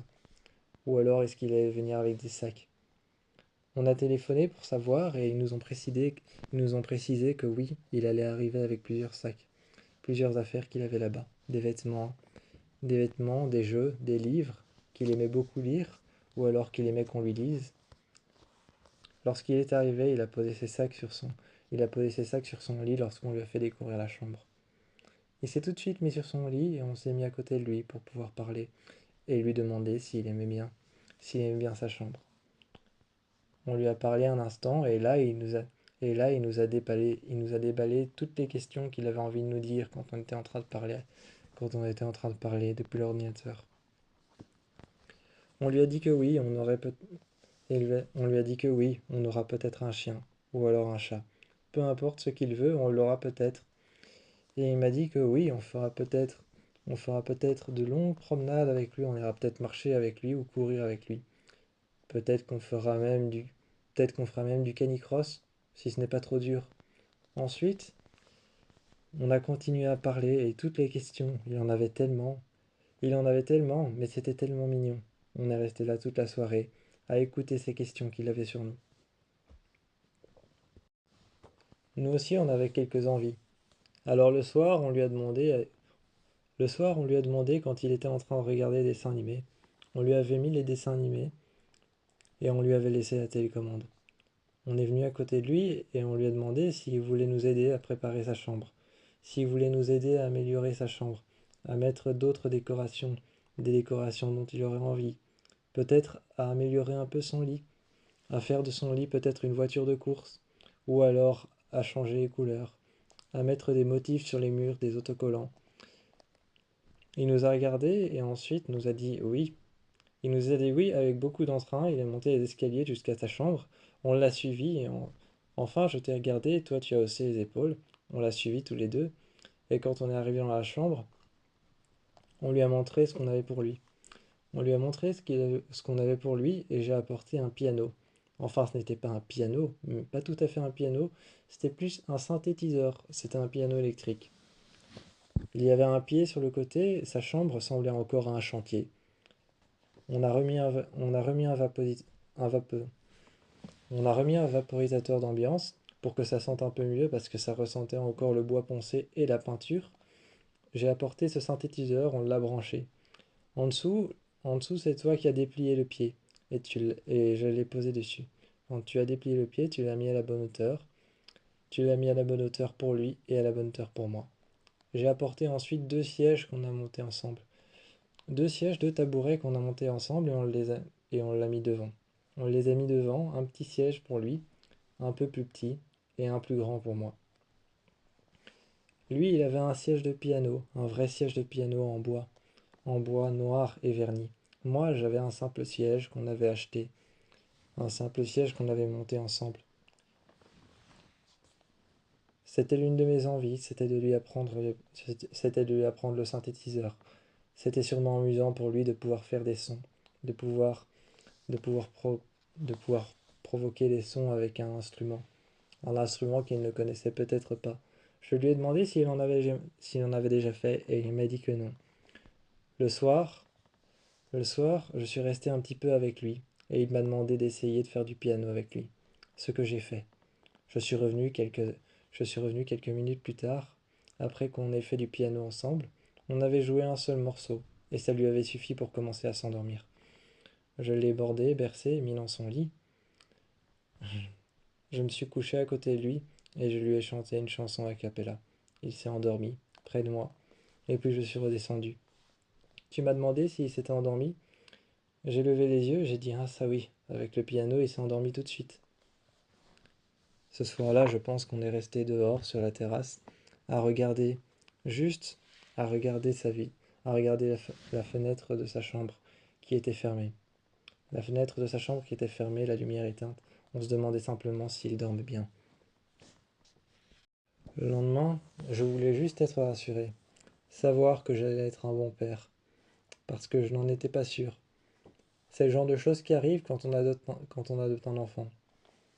C'est le genre de choses qui arrivent quand on adopte un enfant.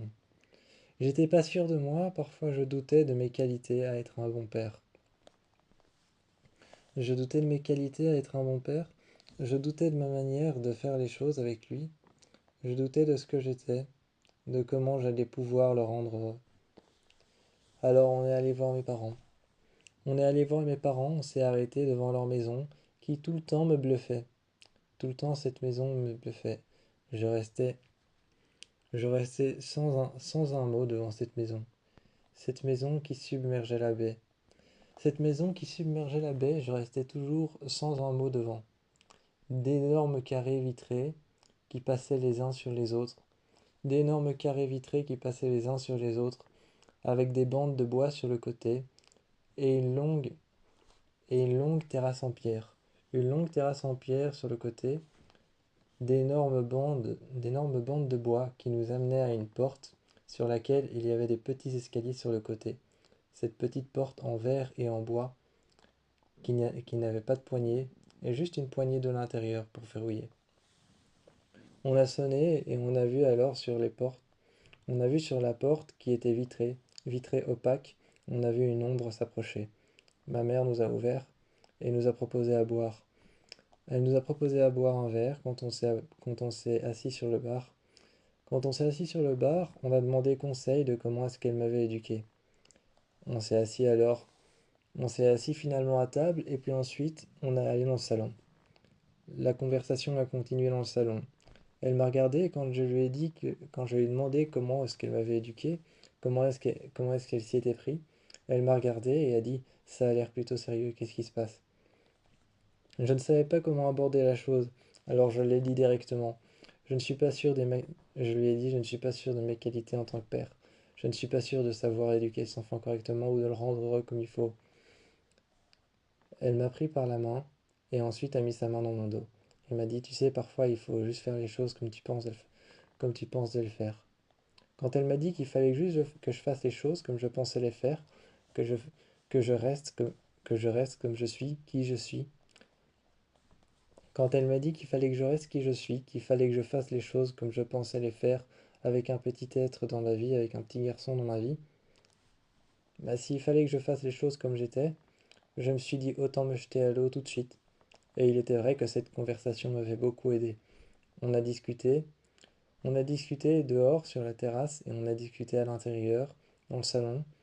La, lu- la lumière était éteinte, mais juste la lune frappait en plein milieu d'une baie vitrée, qui éclairait très légèrement et de manière feutrée, ça éclairait un petit peu le salon. Avec le feu ouvert, ça éclairait encore plus avec les flammes. Mais on a commencé à parler. La conversation a duré un certain moment. La conversation a duré un certain moment, mais ensuite j'ai repris confiance en moi et quand je suis rentré et que j'ai vu ce petit garçon dormir sous ses couvertures, je me suis dit mieux vaut que je le fasse comme je le pense.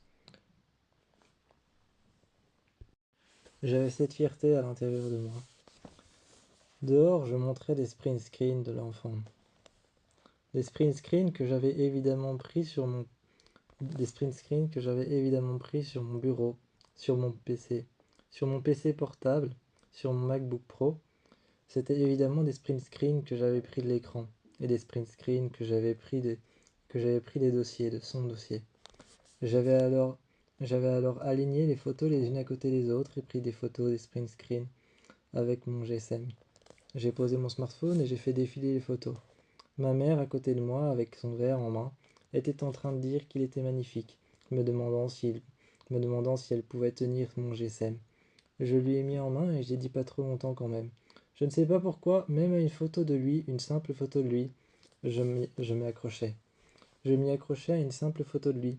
J'avais demandé à une amie de le garder. Je me demandais comment ça se passait à la maison. J'ai été passer un appel et j'ai dit 2 minutes, je reviens. J'ai été passer cet appel et j'ai fermé la fenêtre derrière moi.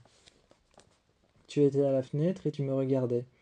J'ai vu dans ton regard que tu voulais rentrer J'ai vu dans ton regard que tu voulais rentrer avec moi, à l'intérieur. Mais quand j'ai vu dans ton regard que tu voulais rentrer, je sais pas pourquoi, je, je t'ai fait un simple signe de la tête, et quand j'ai tourné la tête, tu as compris que je préférais être seul. Mais enfin, je l'ai appelé en caméra. Je l'ai appelé en caméra. Mon ami a décroché de son GSM, et à ce moment-là, quand je l'ai appelé, j'ai demandé si je pouvais voir mon fils.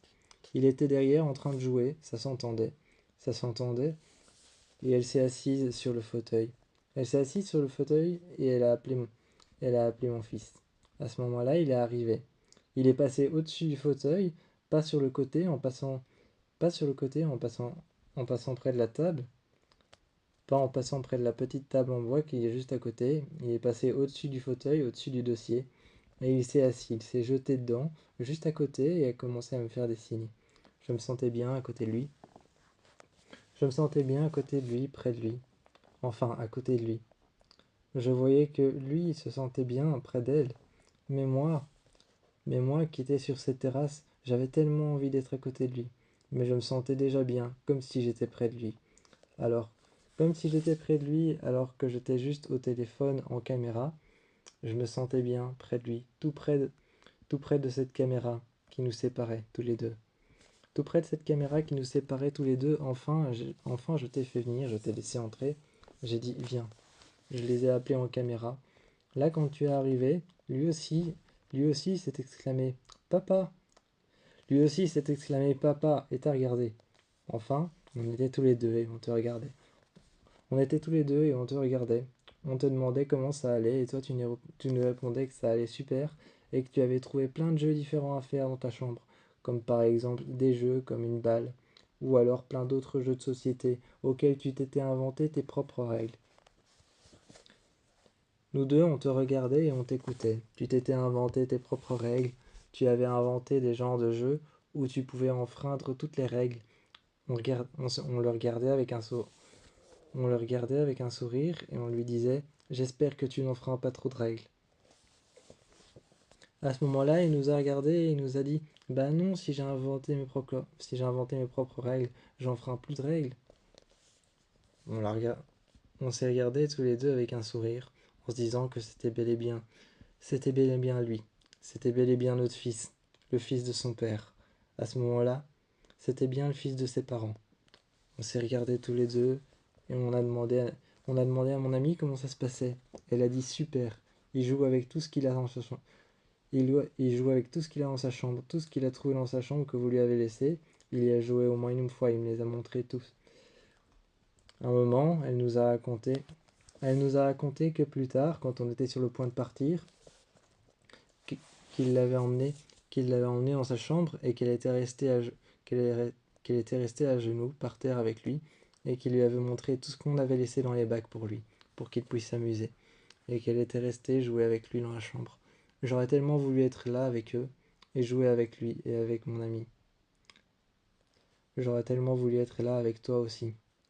Ensemble, j'aurais tellement voulu qu'on soit ensemble là-bas pour jouer avec lui et mon ami, pour qu'on s'amuse ensemble, simplement être avec mon fils l'espace d'un instant. Là, on était séparés par la caméra, mais plus on avançait avec la voiture, plus on était sur la route, plus j'avais l'impression que la distance s'affinait. S'affinait de plus en plus et s'écourtait. Quand on est arrivé devant la maison, je les imaginais déjà à l'intérieur en train de jouer, en train d'ouvrir les bacs dans tous les sens et sa chambre qui devait être dans un bordel monstre. Mais enfin, je n'en avais peut-être un peu rien à faire, parce qu'il pouvait jouer autant qu'il voulait. Mais pas trop faire de bruit, car c'était la seule règle que je lui avais imposée. Quand je suis arrivé, je me suis mis à terre avec lui, et j'ai commencé à regarder les jouets qu'il a sortis. J'ai commencé à regarder les jeux qu'il avait sortis, les jeux qu'on lui avait laissés, ceux qu'il avait montrés à mon amie. Elle aussi est arrivée dans la chambre, et nous a raconté tout ce qu'on avait fait. On est restés accroupis tous les deux l'un à côté de l'autre. Pendant ce temps-là, il nous racontait tout ce qu'il avait fait de sa journée. Il était vrai qu'il se trouvait des occupations tout seul. Il ne pouvait ne rien y avoir dans cette maison, il trouverait quand même une occupation dehors. La seule chose que je lui avais dit, c'était de ne pas trop s'approcher de la rivière. S'il voulait s'approcher de la rivière, il devait nous appeler, et j'irais avec lui. Ce soir-là, nos ébats sexuels devaient être silencieux. Je ne sais pas pourquoi tu étais sur moi, en train de m'embrasser le torse, le bas du ventre, et en train de passer tes mains sur mes jambes.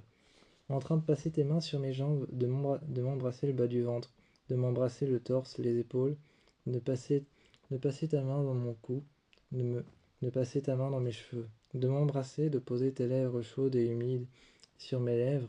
Moi, je t'embrassais, mais en même temps, je ne sais pas pourquoi. En même temps que je sentais ton corps contre le mien.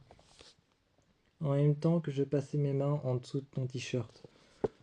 Tu t'es un moment mis sur moi. Un moment, tu t'es assis sur moi, bassin contre bassin. J'ai senti ton bassin contre mon bassin. à genoux sur le lit, contre mon bassin à moi. Tu m'as regardé et tu m'as dit à quoi tu penses. J'ai réfléchi, j'avais mes mains en dessous de ma tête, mes bras croisés derrière ma tête. J'étais en train de réfléchir, je regardais le plafond. Toi, tu étais en train de retirer ton t-shirt et tu continuais à m'embrasser. Je réfléchissais et à un moment où tu étais en train d'embrasser mon épaule droite, j'ai tourné la tête et j'ai dit Tu penses pas qu'il faudrait qu'on engage une. Tu penses pas qu'il faudrait qu'on engage une servante ou alors une femme au père, une fille au père. Tu as tourné la tête et tu m'as regardé et tu as dit Pourquoi? Pourquoi tu penserais qu'il faut faire ça? On s'est assis tous les deux par terre au pied du lit. Au pied du lit, on s'est assis par terre. On s'est regardé et j'ai dit Je sais pas. Une fille au père, elle pourrait rester, au lieu d'appeler une amie. Elle pourrait rester avec lui, et elle passerait ses journées avec lui. On n'aurait plus besoin de partir à la rivière avec lui. Là, je t'ai regardé et j'ai dit Non, ne me regarde pas comme ça quand tu m'as regardé assez bizarrement. Quand tu m'as regardé les sourcils froncés, et quand tu m'as regardé la tête inclinée sur le côté, j'ai dit Me regarde pas comme ça, c'est pas ce que je veux dire. Je veux pas dire que j'aime pas aller à la rivière avec lui. J'aime bien faire le chemin de la rivière avec lui et passer au-dessus des racines. Et le voir essayer de bondir et de sauter au-dessus des racines. J'aime bien faire ça. J'aime bien aller jusqu'à la rivière et lui dire de venir, de tenter d'essayer de passer au-dessus de ce vieux pont. J'aime bien faire tout ça. À ce moment-là, même si c'était dangereux et que tu m'as regardé, il était vrai que... C'est vrai que je pensais quand même à avoir une fille au père chez nous. Tu m'as regardé et on en a parlé longuement. On est sorti dans le jardin. Dans le jardin, on a marché jusque tout au bout. On s'est assis sur une vieille souche. On s'est assis sur une vieille souche et on y a réfléchi pas mal, pendant un moment. À cet instant-là, mon amie était en train de faire ses valises, parce qu'elle avait fait des valises pour une journée. Elle était en train de faire son sac et de partir. Elle nous a vus au fond du jardin, en train de réfléchir, et elle nous a demandé, en s'allumant une cigarette.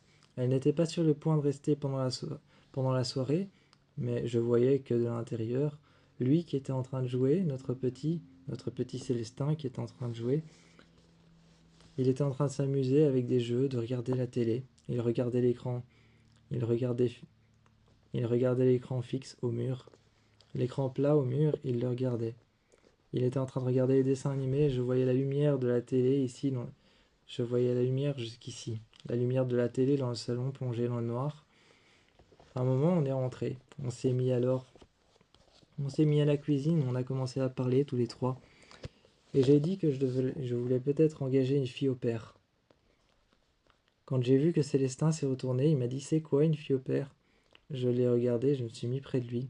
Je me suis mis près de lui à genoux sur le sol et juste les bras croisés sur le bord juste les bras croisés sur le bord du dossier du fauteuil et je lui ai dit Une fille au père, c'est une femme qui s'occupera de toi. Elle viendra tous les jours comme si elle habitait ici, mais elle ne dormira pas ici.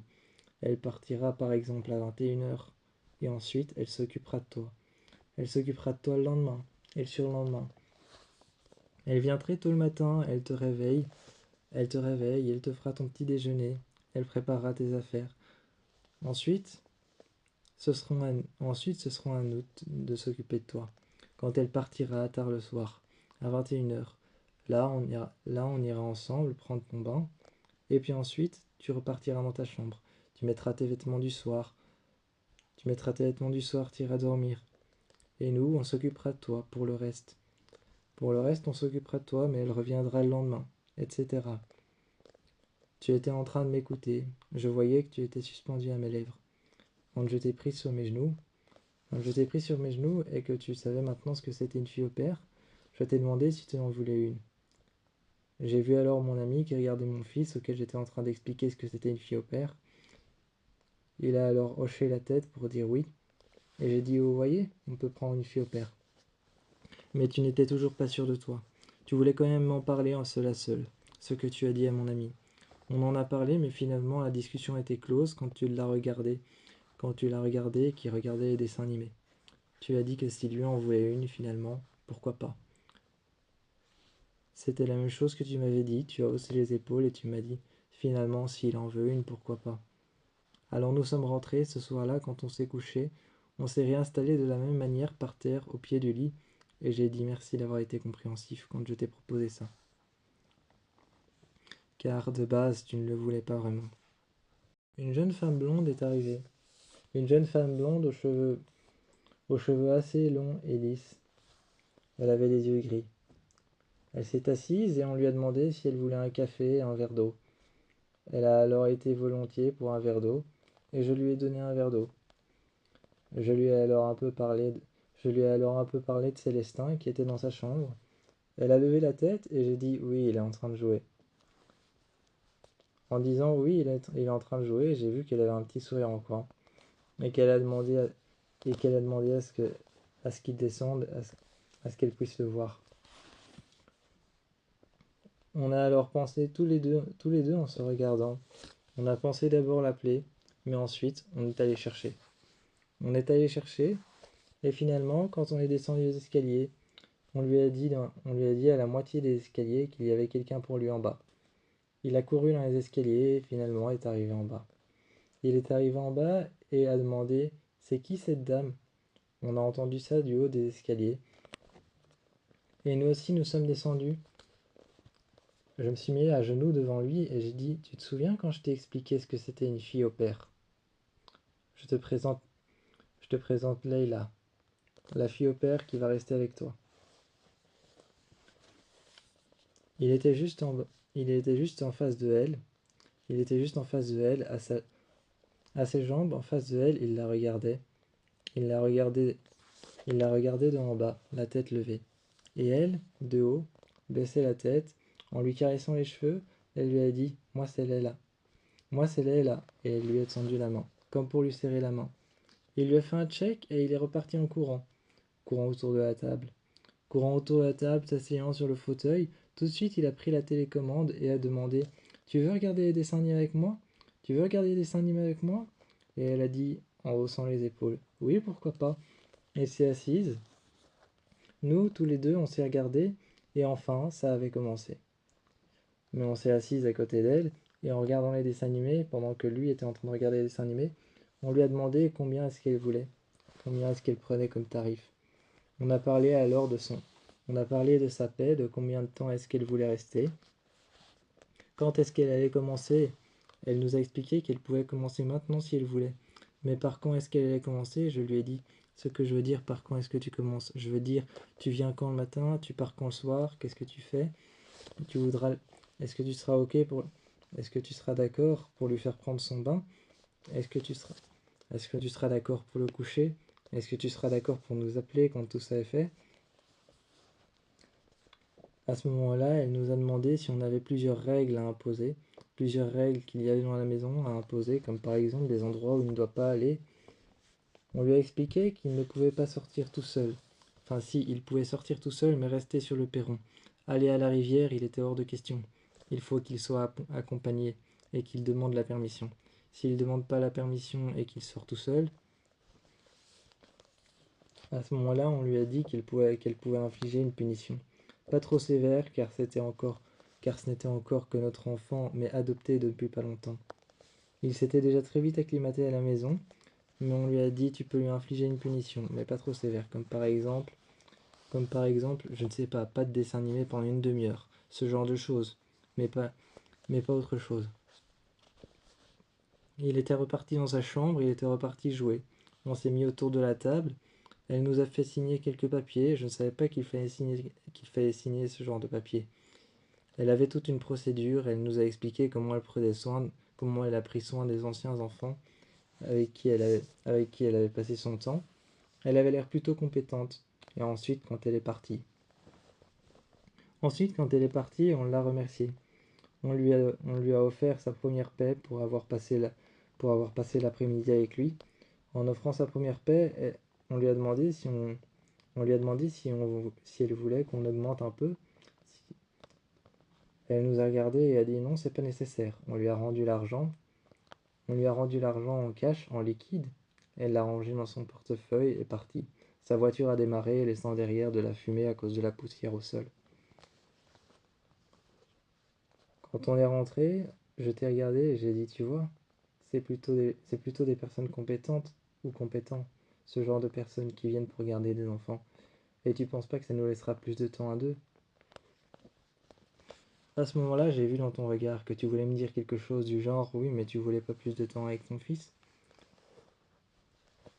J'ai dit que j'avais assez de temps déjà avec lui, mais que je voulais parfois un peu passer aussi du temps avec toi.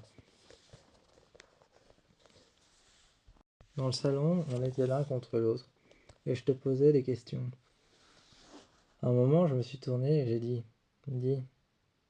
si on n'avait pas eu d'enfant, tu l'aurais vu comment notre vie? Tu t'es retourné vers moi et tu as dit, tu veux pas dire plutôt si on avait eu un enfant, comment est-ce que tu aurais vu notre vie? Je me suis mis contre toi. Toi, tu étais couché, toi, tu étais couché les jambes vers la fenêtre et, et ta tête était juste à côté de la mienne. Moi, j'étais couché les jambes près de la porte et ta tête et ma tête qui était près de la tienne sur un coussin. Deux coussins qu'on avait mis l'un contre l'autre pour se coucher l'un à côté de l'autre en parallèle. L'un à côté de l'autre en parallèle. On était en train de se poser des questions, sans se regarder. Il y en avait un qui avait les jambes près de la fenêtre. Il y en avait un qui avait les jambes près de la fenêtre, côté fenêtre, et un qui avait les jambes côté mur. Celui qui avait les jambes côté mur et côté porte, c'était moi, du côté de la cuisine ouverte, du côté de la cuisine américaine, et du côté de la salle à manger, c'était moi. Toi, du côté du jardin, du perron et de la fenêtre qui était ouverte sur laquelle il y avait une grande plante qui parcourait presque toute la fenêtre, on ne voyait presque rien. Il y avait notre chat noir qui était en train de dormir sur la table. Sur la table, il y avait notre chat noir qui était en train de dormir. Celui-ci avait une petite tache rose sur le museau et il avait des yeux verts. Il était en train de dormir, je l'entendais ronronner, c'était quasiment presque le seul bruit qu'il y avait dans la pièce. On se posait des questions les uns aux autres, comme par exemple, qu'est-ce que ça t'aurait fait si on n'avait pas eu d'enfant? On se demandait comment est-ce qu'on allait faire. On était en train de se poser plein de questions différentes. Qu'est-ce qu'on allait faire si on n'avait pas eu d'enfant? Comment se serait passée notre vie différemment? À un moment, on s'est posé des questions plus dirigées vers Célestin. On s'est posé des questions qui étaient plus dirigées vers lui.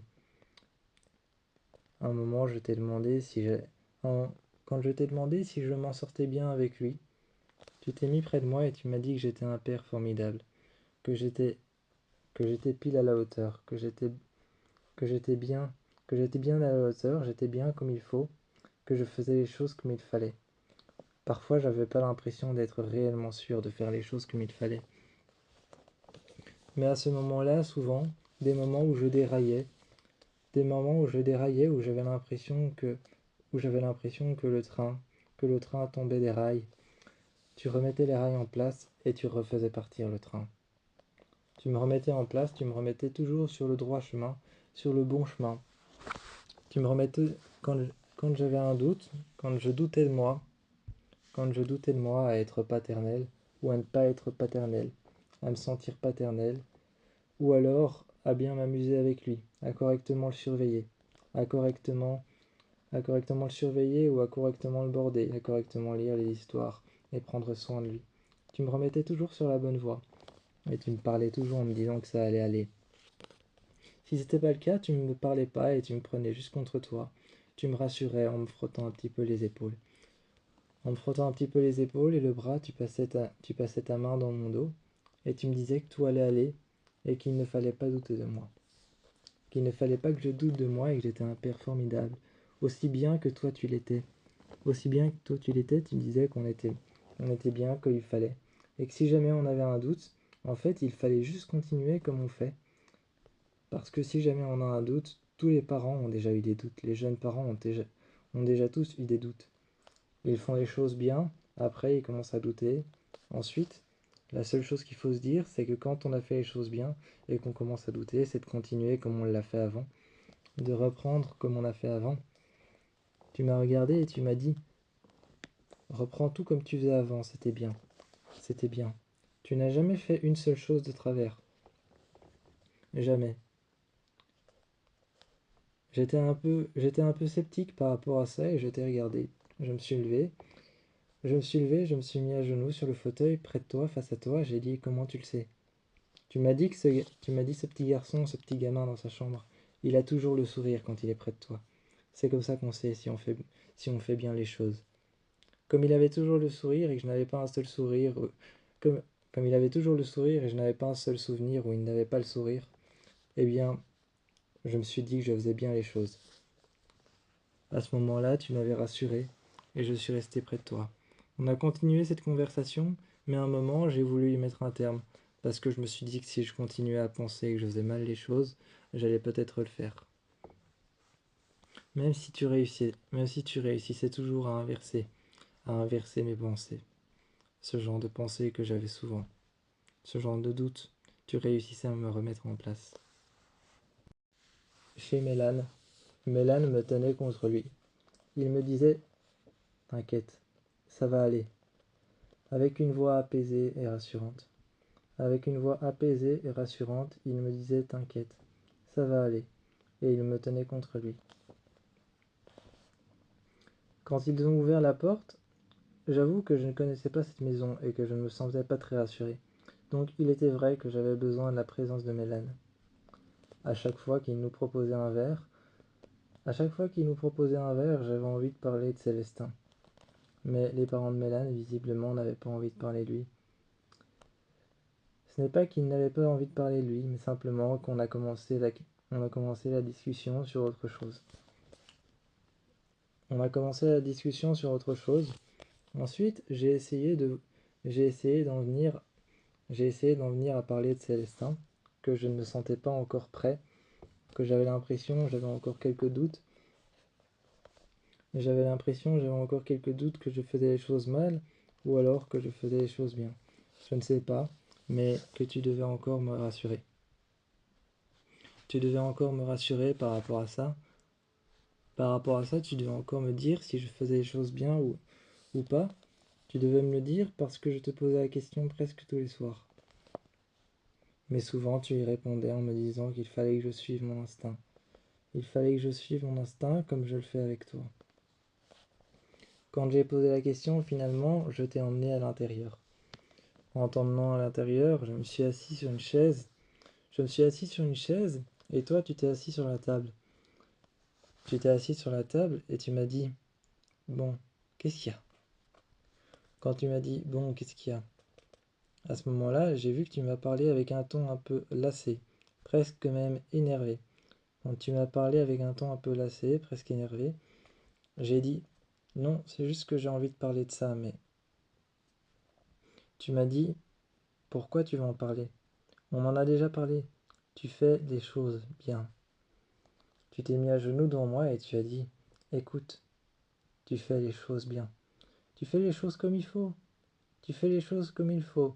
Cet enfant a le sourire. En ce moment, il est avec la gardienne. Il est avec la fille au père. Et je suis sûr encore qu'en ce moment, il est sur son lit, certainement en train de lire une BD. Et la gardienne est certainement en train de lui faire un repas pour le midi. Je suis sûr à 100%, qu'il est heureux, qu'il est devant la télé, qu'il est occupé à regarder les dessins animés qu'il regardait. Depuis qu'il a quitté l'orphelinat, cet enfant n'a jamais eu un seul instant l'envie de pleurer, ou l'envie de s'isoler, ou l'envie de se mettre de côté un instant. Non, il est toujours resté avec toi ou avec moi, ou avec nous deux, ou avec la gardienne. Mais jamais il n'a pas eu le sourire. J'avais envie d'en parler moi-même, j'avais envie d'apporter le sujet sur la table moi-même, mais visiblement la porte-fenêtre était ouverte. Alors ils nous ont entendus parler à l'intérieur, et la mère de Mélan est arrivée. Elle nous a demandé de quoi on parlait. C'est vrai que je n'avais pas envie sur le moment quand elle, deman- quand elle demandait elle de quoi on parlait. C'est vrai que je n'avais pas envie de dire on parle de notre fils, on parle de moi qui suis pas sûr que j'élève bien mon enfant. On parle de moi qui n'ai pas encore l'impression d'élever bien mon enfant alors que ça fait quelques semaines seulement que j'ai été le chercher à l'orphelinat. On parle de moi qui ai des doutes, on parle de moi qui me sens pas encore prêt, et qui ait besoin de toi, qui ait besoin de Mélane pour pouvoir me remettre sur la bonne voie. Je n'avais pas envie de répondre à ça, mais finalement, la discussion s'est poursuivie à l'intérieur. Quand on est rentré, au final, quand on est rentré, je n'avais plus aucun doute. L'impression d'avoir été voir mes parents et ceux de Mélane m'avait montré que finalement, j'étais parfait tel que j'étais. J'étais parfait tel que le père que j'étais parfait. Même si je prenais des mauvaises décisions, ça pouvait arriver à toi, autant que ça pouvait arriver à moi. Autant que ça pouvait arriver à la gardienne qui restait toute la journée avec lui. Je me suis dit ça quand on est rentré, et quand on est rentré, je me suis couché, torse nu. Torse nu, je me suis couché sur le lit, les mains derrière la tête, les bras croisés derrière la tête.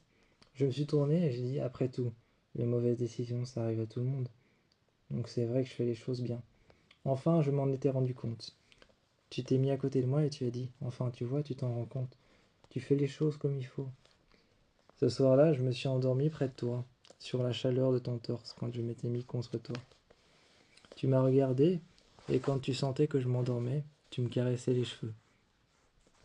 Cela me berçait, je dois l'avouer, le mouvement de ta main sur mon crâne, dans mes cheveux, cela me berçait. Et je me suis endormi, en regardant la fenêtre et les arbres dehors qui frappaient dessus. Quand on est revenu à l'orphelinat, j'ai vu qu'ils regardaient l'orphelinat comme si on allait le redéposer. Mais pas du tout en fait.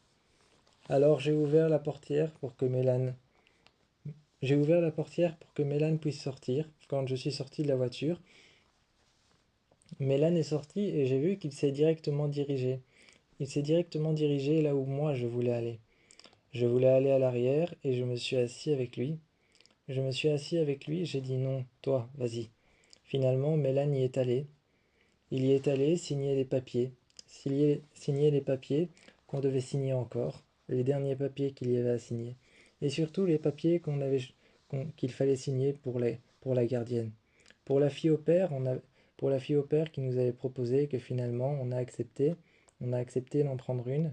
Quand j'avais demandé si ce n'était pas mieux d'en avoir une, on devait revenir pour signer les papiers, car c'était eux qui nous l'avaient envoyé. C'était eux qui nous avaient proposé cette femme, c'était eux qui nous avaient proposé cette fille, et c'était eux qui nous avaient fait cette proposition. Alors je me suis assis à l'arrière de la voiture et je lui ai dit, tu sais que quand on t'a trouvé, on est venu, tu sais que Mélane t'a trouvé. Il est venu ici, il s'est présenté en tant que, fiancé d'un autre homme, et il a passé la journée avec toi, c'est vrai? À ce moment-là, je lui ai dit, on vient ici seulement pour signer un papier, un acte. On vient ici pour signer un acte. Tu sais ce que c'est un acte? Tu sais ce que ça veut dire, ce mot? Et il m'a regardé et a dit, hum. À ce moment-là, quand il m'a dit qu'il ne savait pas ce que c'était un acte, je lui ai expliqué ce que c'était en disant qu'un acte, c'était par exemple un acte de vente. Quand on signe un acte de vente, la maison devient à nous. C'est ce genre de choses. Là, on doit aller signer un acte comme ça. Comme ça, la femme avec qui tu passes tes journées, la fille avec qui tu passes tes journées, qui te surveille du matin au soir, la fille au père. Tu te souviens de ce que je t'ai raconté sur elle? Eh bien, on vient simplement signer les papiers, pour qu'elle vienne tous les jours te voir. Ensuite, on est allé voir les enfants. Il était question d'un vieil orphelinat, un ancien hôpital qui avait l'air un peu vintage contemporain. À l'intérieur, les installations étaient nouvelles. Mais les lits étaient disposés comme dans les vieux orphelinats des années 1900. Comme dans les vieux orphelinats des années 1900, les lits étaient mis tous en ligne au-dessus d'une petite fenêtre, au-dessus de laquelle il y avait une petite croix. Ça devait être un enseignement croyant, ou alors peut-être que c'était un ancien hôpital croyant, catholique. J'avoue que moi je ne croyais pas trop au catholicisme, je ne croyais pas trop en une religion particulièrement, mais je regardais tous ces enfants qui étaient en train de jouer. J'allais en voir certains, mais j'étais plus concentré à signer les papiers. Je leur demandais ce qu'ils faisaient et avec quoi ils jouaient. Ils me montraient ces jouets. Je faisais ça simplement pour savoir avec quoi pendant tant de temps pour savoir avec quoi pendant tant de temps Célestin a joué en attendant une famille, en nous attendant nous deux, en attendant que Mélane vienne le voir. Il m'a raconté dans la voiture tout ce qu'ils avaient fait, qu'ils avaient joué ensemble et qu'il lui avait montré certains des jouets. J'ai été signer l'acte, je me suis retrouvé au bureau. Je me suis retrouvé au bureau avec la jeune femme, avec la dame. Elle m'a donné les dossiers et m'a dit que je pouvais les emmener une fois qu'ils étaient signés. Une fois qu'ils étaient signés, certains dossiers que j'avais signés avec plusieurs pages qui étaient agrafées, elle m'a dit que je pouvais les emmener. Comme ça, on était sûr et bel et bien sûr que la fille au père était était maintenant engagée pour pouvoir venir chez nous matin et partir le soir. Pour pouvoir venir chez nous le matin et partir le soir, maintenant que j'avais signé ses papiers, elle était réellement engagée. J'étais reparti et ses papiers, je les ai à nouveau laissés à côté de son dossier d'adoption sur mon bureau. Dans le salon ce soir-là, alors que la jeune fille au père était sur le point de partir, quand on lui a dit au revoir, on a attendu sur le perron. Célestin est arrivé et m'a tiré à l'intérieur. On a regardé sa voiture qui était en train de partir au loin, les phares rouges qui disparaissaient et les phares blancs qu'on pouvait voir à l'avant partir le long de la route, de la grande route sur le côté. À l'intérieur, je me suis assis avec lui, sur le fauteuil. Il a éteint la télé, et pourtant c'était des dessins animés qu'il était en train de regarder pendant que la fille au père était en train de recevoir sa paix de notre part. Pendant qu'elle recevait sa paix de notre part, sa paix et moi, elle était en train de partir. On avait bu un café ensemble, on avait bu un verre, et ensuite elle est partie. On lui avait donné sa paie dans une enveloppe. Quand elle est partie, on a regardé sa voiture, et là, c'est là que Célestin m'a tiré à l'intérieur. Il m'a demandé de venir, et j'ai vu qu'il m'a regardé avec un regard à en désamorcer n'importe quelle bombe et à en désarmer n'importe quelle personne armée jusqu'aux dents. Il m'a regardé avec ce regard à en désamorcer n'importe quelle bombe et à en désarmer n'importe quelle arme, à en désarmer toute une armée entière. Et il m'a regardé avec ce regard et m'a posé une seule question. Cette question, j'avoue que je ne m'y attendais pas. Mais il fallait que je lui explique. Il fallait que je lui explique qu'il avait le droit de comprendre tout autant que Mélane avait le droit de comprendre. Tout autant que Mélane, lors de notre première rencontre, avait eu le droit de comprendre, il avait le droit aussi de comprendre ce qui m'était arrivé et ce qui m'arrive. Là, j'ai dû lui expliquer la définition du mot J'ai dû lui expliquer la définition du mot héréditaire et de tout ce qui fait partie des gènes. Il n'a pas compris grand-chose, évidemment, mais je lui ai dit que ce qui m'arrivait, c'était c'était une sorte un petit peu de maladie, mais pas réellement une maladie vu que c'était génétique. Je lui ai expliqué que c'était quelque chose qui venait en fait de ma grand-mère, sautant une génération par ma mère. C'était trop compliqué pour qu'il comprenne, alors je lui ai juste dit que mes yeux étaient différents. Il m'avait demandé qu'est-ce qui était arrivé à mes yeux. Cependant, quand je lui ai dit que mes yeux étaient différents, et que je lui ai expliqué tout ça, tu m'as regardé et tu m'as dit, s'il te plaît, fais-la courte, il a que 5 ans. À ce moment-là, je lui ai fait court, je lui ai fait une explication courte et je lui ai dit, mes yeux sont tout simplement différents. Il leur est arrivé quelque chose à cause de la famille. Il m'a regardé et m'a demandé pourquoi. C'était un enfant, évidemment qu'il posait des questions encore et encore, même lorsque l'explication était finie. Je lui ai dit, parce que c'est comme ça. Parfois, il nous arrive des trucs qui nous tombent dessus, on ne sait pas trop pourquoi. Alors je lui ai dit que mes yeux étaient différents. Il m'a regardé et a posé ses mains sur le côté de mes yeux et a dit que mes yeux étaient magnifiques. Ce soir-là, je l'ai pris avec moi. Je l'ai pris avec moi et on a dormi dans le salon tous les deux. Mélane, lui, est resté près de nous. Mélane, lui, est resté près de nous. On a déplié le fauteuil dans le salon, car le fauteuil dans le salon était un fauteuil dépliable, et on a dormi ensemble dans le salon. On est resté là avec lui, et il avait encore de nombreuses questions à me poser. Il avait encore de nombreuses questions à me poser et à te poser. Pourquoi est-ce que tu étais venu le voir seul? Et pourquoi est-ce que tu étais venu le voir seul et pourquoi est-ce que moi je n'étais pas venu? De nombreuses questions sur mes yeux, de nombreuses questions sur pourquoi c'était arrivé à moi. Et ce soir-là, finalement, on lui a proposé de regarder les dessins animés. Et il s'est endormi lentement, mais sûrement sur mes genoux et sur mes jambes. Toi, tu étais à côté de moi, et il s'est endormi sur nous deux. Lorsqu'il était endormi, on l'a monté dans sa chambre. Quand il était endormi, on l'a monté sous sa chambre, on l'a mis sous ses couvertures. Il a ouvert les yeux et les a aussitôt refermés. Nous, on est montés, on a fermé la porte et on est allé dans notre chambre. Je t'ai parlé en te murmurant à l'oreille, en disant que c'était magique d'avoir un enfant. C'était si magique et que ça procurait une sensation si spéciale. De veiller sur quelque chose, sur un petit être, comme on veillerait sur un petit oiseau qui allait le casser. Tu m'as regardé et tu m'as dit que c'était magique plus qu'autre chose, et que la première fois que tu étais allé le voir la première fois que tu étais allé le voir à l'orphelinat, tu l'avais vu sur son lit, et tu as tout de suite craqué sur lui. Ce petit enfant qui était assis sur son lit en train de jouer avec un jouet qu'il avait pris dans la grande malle. Tu as tout de suite craqué sur ce qu'il faisait, et tu es tout de suite allé le voir près de la fenêtre, et tu lui as parlé.